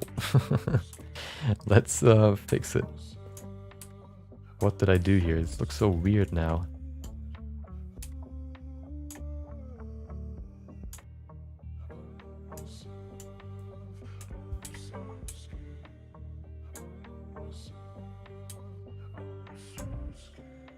There you go.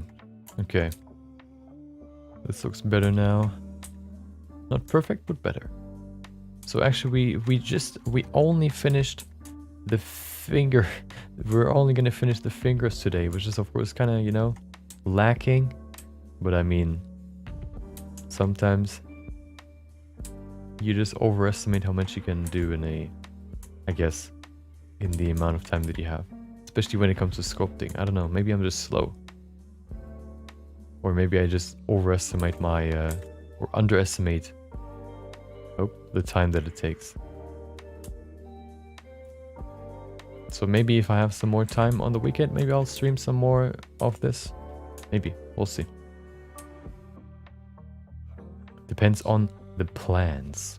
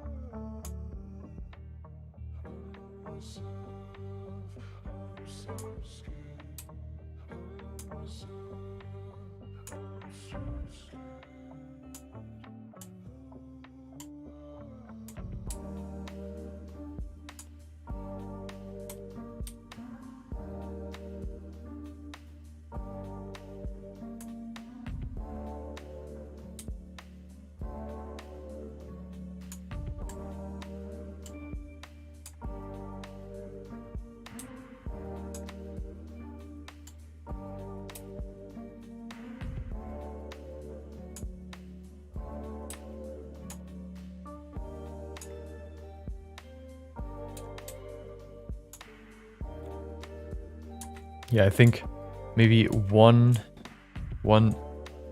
of these talking topics a day is enough. Otherwise, I'm just gonna, I don't know, it's sort of straining to talk so much. But yeah, we'll see. Maybe, I don't know, we'll see. Maybe it just is a little bit of practice required to, you know, strengthen my voice. What is it, voice cords? I don't know. We'll see.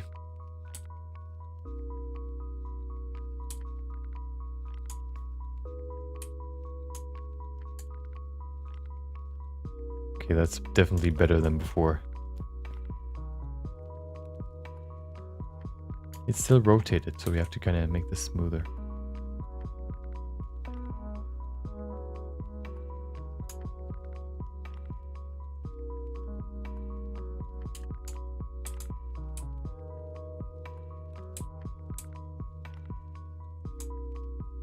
Okay, let's paint in the nail, the fingernail.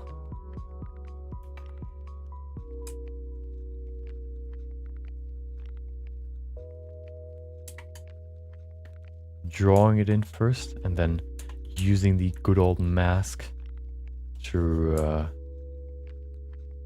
pull it out.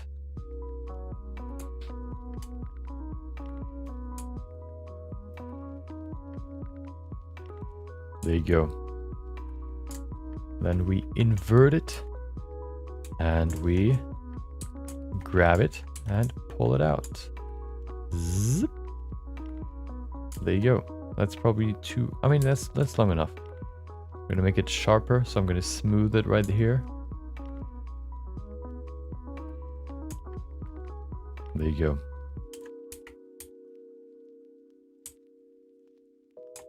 That looks quite... Oh, it is kind of... Hold on. It's kind of moved to the side. It's not that straight.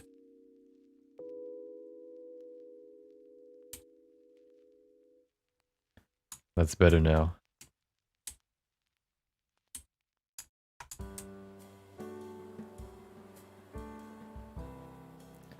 There you go. Okay.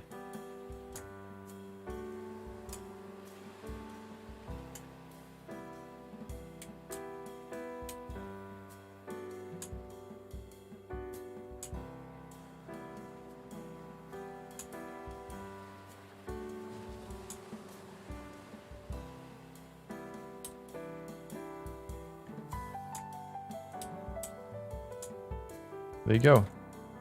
The next nail is done. Although it's kind of... Why is it so weird? It looks like it's tilted again.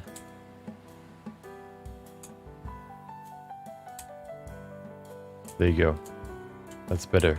I also want to make this a little bit more concave.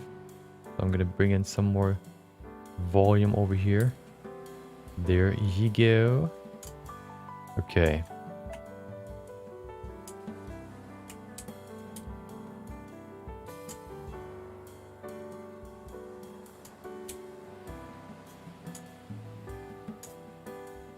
Okay, perfect.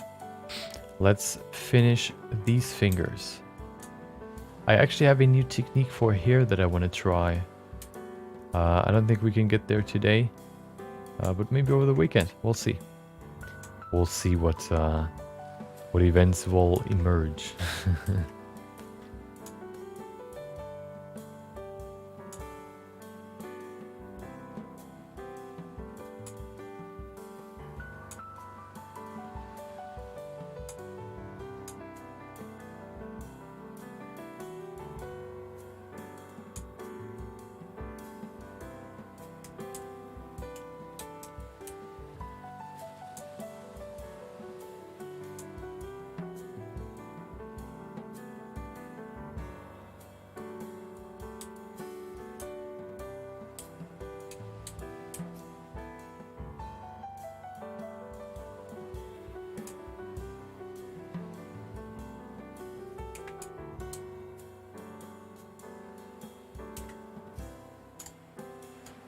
There you go.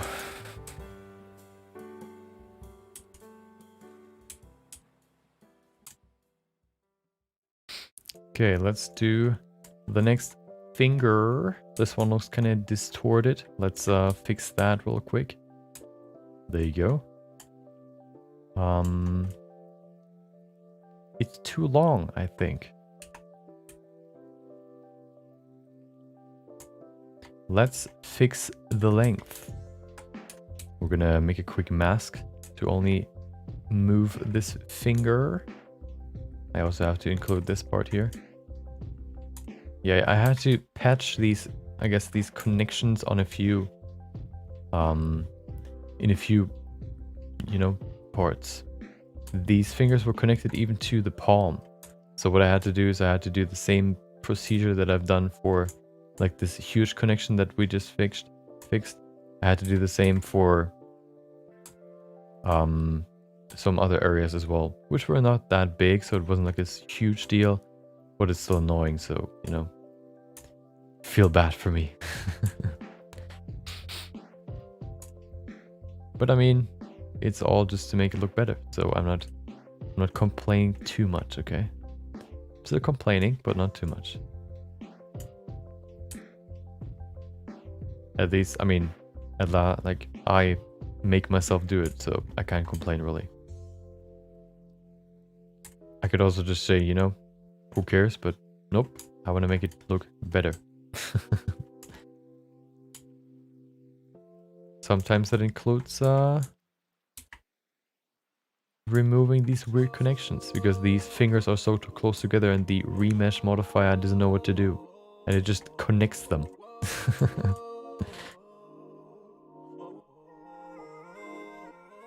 Okay, so I actually want to move this closer over here. Like that. That's better. Not too far though.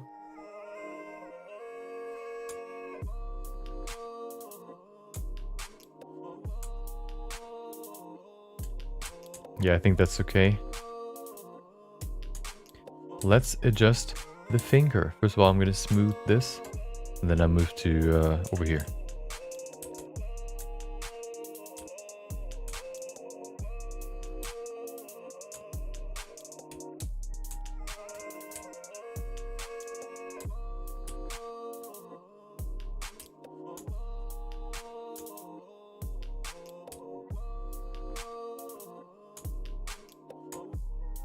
Okay.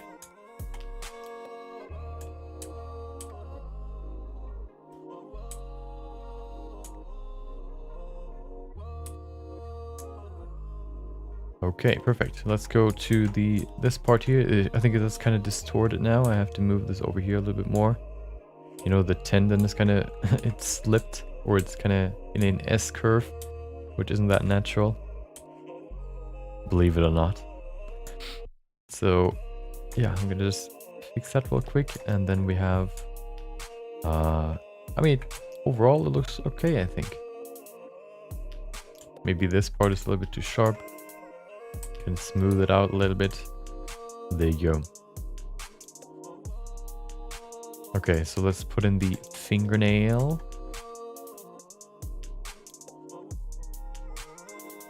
I wonder if this part is too long. I don't think so. I'm gonna leave it like this. Maybe a little bit. Oh no, I don't want to. I'll leave it there. Okay, so we can't make this fingernail too long, otherwise it's gonna poke into the flesh. Which is of course not realistic, believe it or not. So we have to kind of pay attention to that.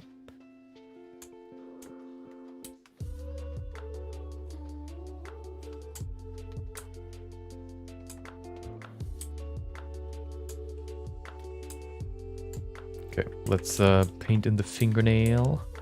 Fingernail.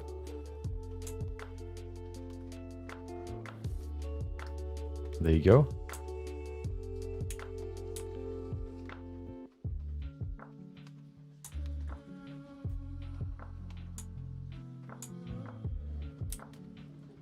Invert and pull out. So how far can we go? I think that's pretty good. It doesn't even have to be that long.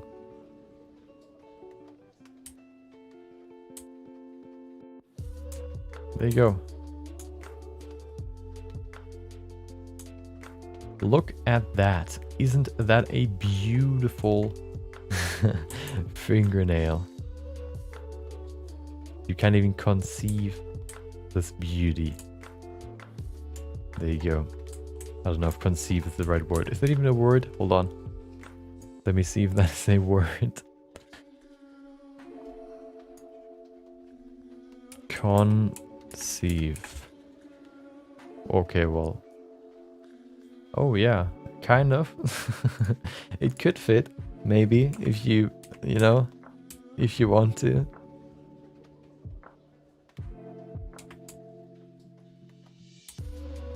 Okay, there you go. Just trying to make this more apparent that this is supposed to be the fingernail. Okay. Of course, the smaller the finger, the less geometry we have to kind of model the finger. But we still have enough to make a sufficient finger. There you go. Look at that. Okay.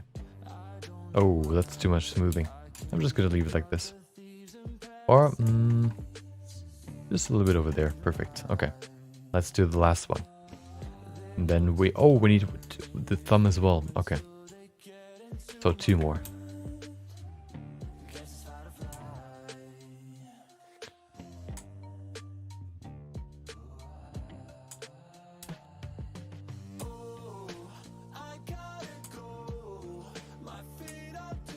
Okay.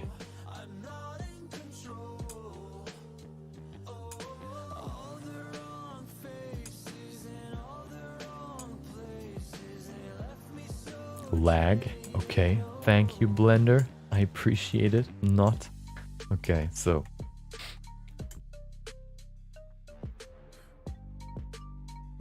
I think I want to make this. Should I make it shorter? No, I don't want to. I can probably shape it a little bit better.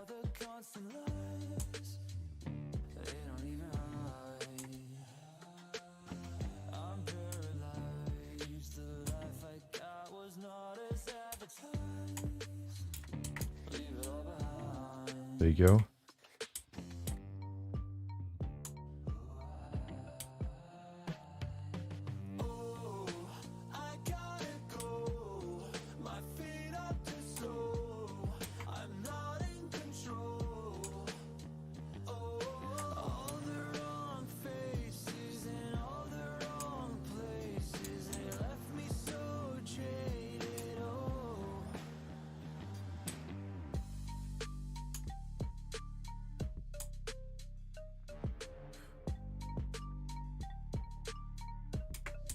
Okay.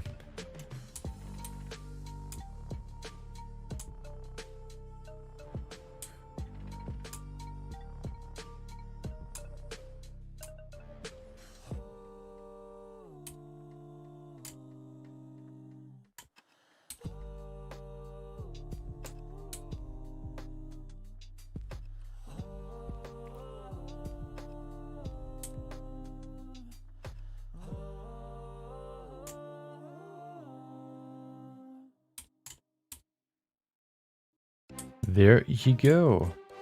So that's the first part of the pinky. Let's do the rest. So what do we have here? We have this part as well. Okay, so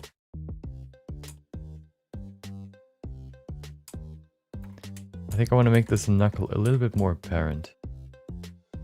It's very, very subtle right now. That's definitely better. Okay. We do the same with these ones as well.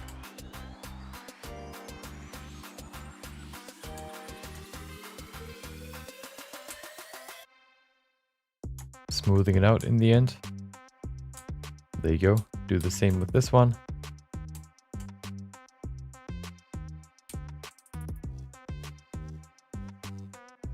Okay, and this one as well.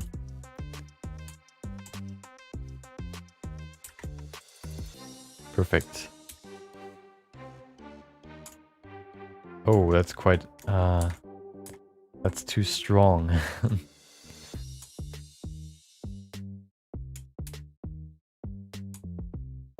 Okay, perfect. There you go. So this finger is actually almost as long as the other one. Like the pinky is as long as like this finger. I want to, on one hand I want to change it, on one hand I don't. I mean, kind of like I'm struggling here. I don't know what I want to do.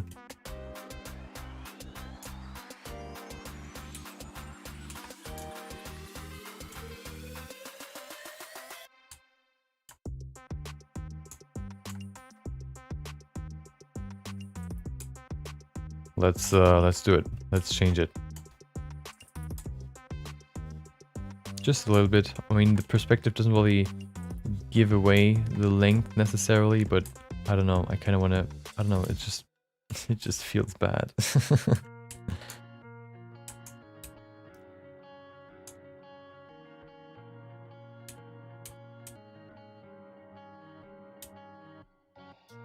There you go. Now we have this flat pancake.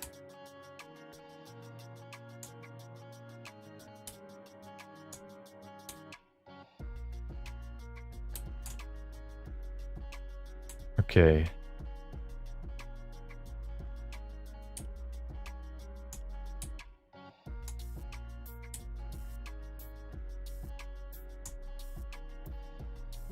There you go. Let's go in here and do a few adjustments now. First of all, I need to make this knuckle, I guess, look better. It looks very, very pancake-like. So we have to adjust the shape a little bit.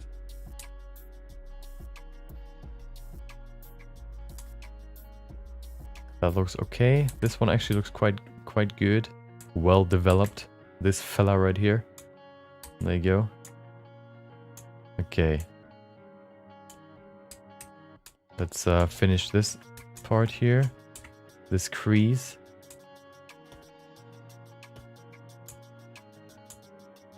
The hand takes so long to sculpt, it's crazy. Probably took longer than the actual face. Just because there are so many minor details that you have to, you know, take care of. It's crazy. There you go, okay. Change the silhouette a little bit. I want to make this shorter.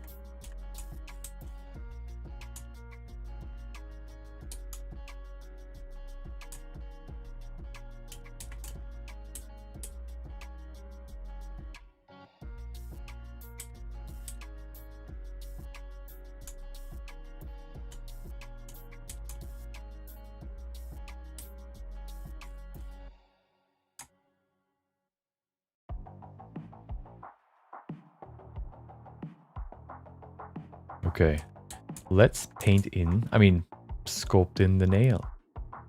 Right there. Look at that. Easy peasy. Kinda, you know, low quality, but that's okay.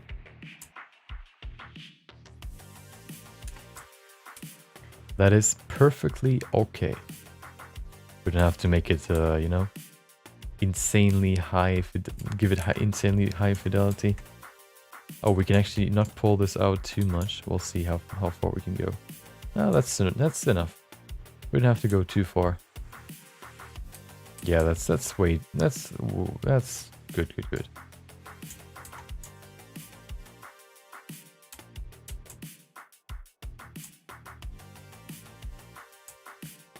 Perfect.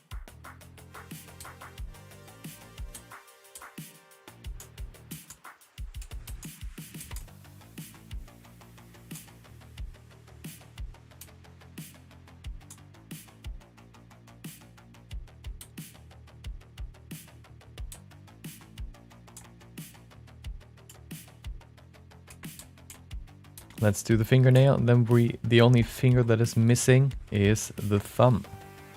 The thumb shouldn't be such a, annoying finger to work on, because this one is, tucked in so much that it's so close to everything else. That's okay, I think. It may be a little bit crooked. Hold on. There you go, that's better now. I'm gonna leave it there, I think. Okay, there you go. Let's go to the thumb. The thumb is very low quality right now, so let's give it some more resolution. Contain, or, keep the structure a little bit better when we put it to smooth shading. There you go. Let's do the same over here as well.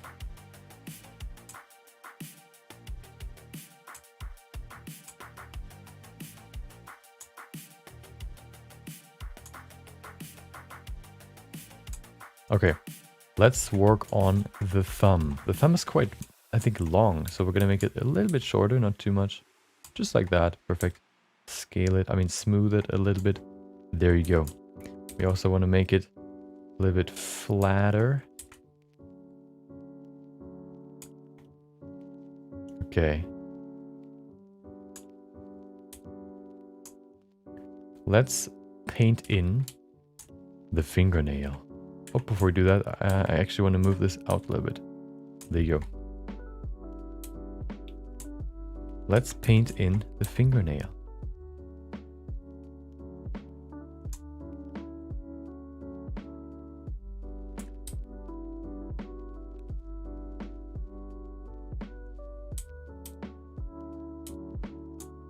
Okay, there it is. Let's make this actually concave. Not concave is in, right? Like rounded ins to the inside. That would be, what is the other one? I can't remember what the other one is. Hold on, let me Google it. I need to know it now. Concave. Concave and convex. Yeah, there you go. Concave is in and convex is out. So we want to make this convex. Okay, let's grab this and make a fingernail. This one has probably the most resolution just because it's so big, which is good, of course. This one's probably the most visible next to the pointy finger, which also has quite a lot of geometry, which is good.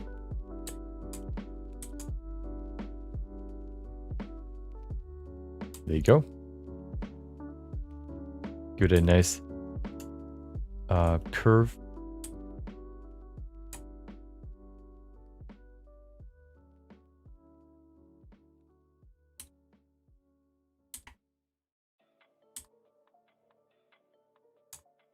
There you go. Okay, that's way too long. Let's bring it back a little bit. Oh, hold on, that's too much curving. I think that's okay.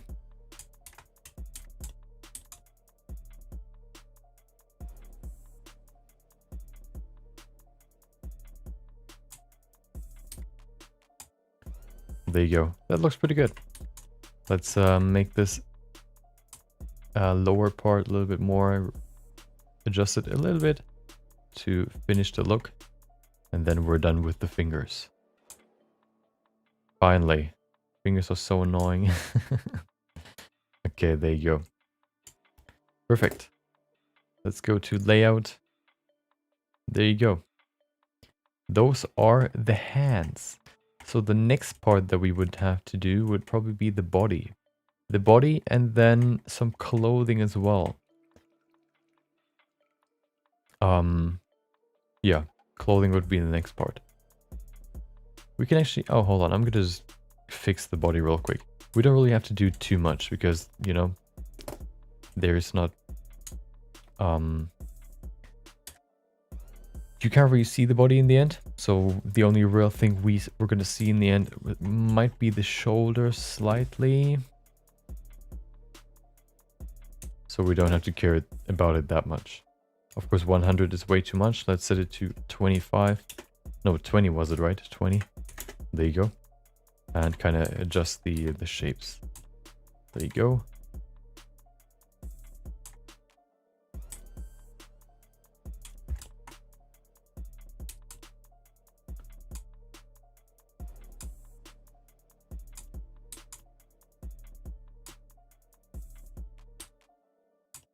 Okay, now that it's a bit better transition. Yeah, that's way better. Look at that. Yeah. Let's do the same on this side. This side is way out. Looks like some sort of armor piece. Let's rein that in. Adjust it to the shape as well. We're not going to connect these pieces yet. We might even not have to any, like, at all. But we'll see.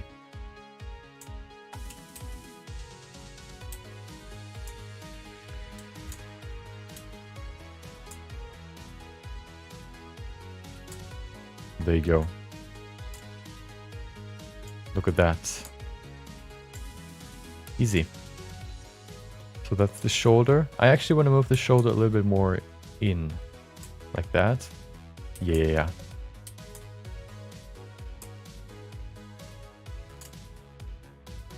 Yeah, that's better now. Perfect.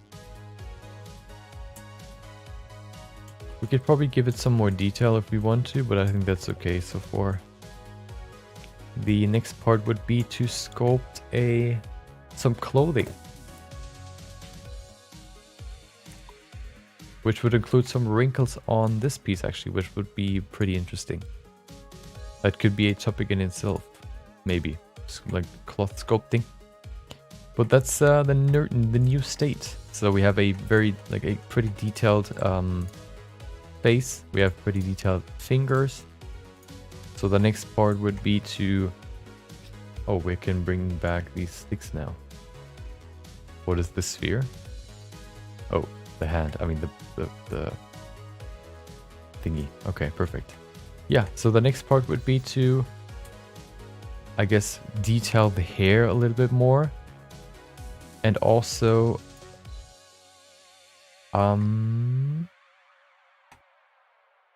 maybe detail... Oh, bring in clothing. Clothing would probably be the next step. And then if we have some more... If you want to, you know, put some more detail in this bowl, we can do that as well. But that's not going to be today. That's not going to be today. Who would have guessed? That's going to be the end of the stream. The end of today's stream. Hope you enjoyed today's stream. Thank you for joining. Whether you watch this... Whether you watch it live right now or you watch it later.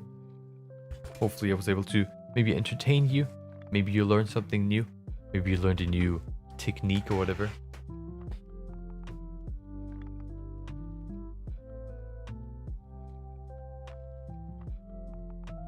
Thank you for joining. Thank you for listening. Thank you for watching. Hope you enjoy the rest of your day. And yeah, take care.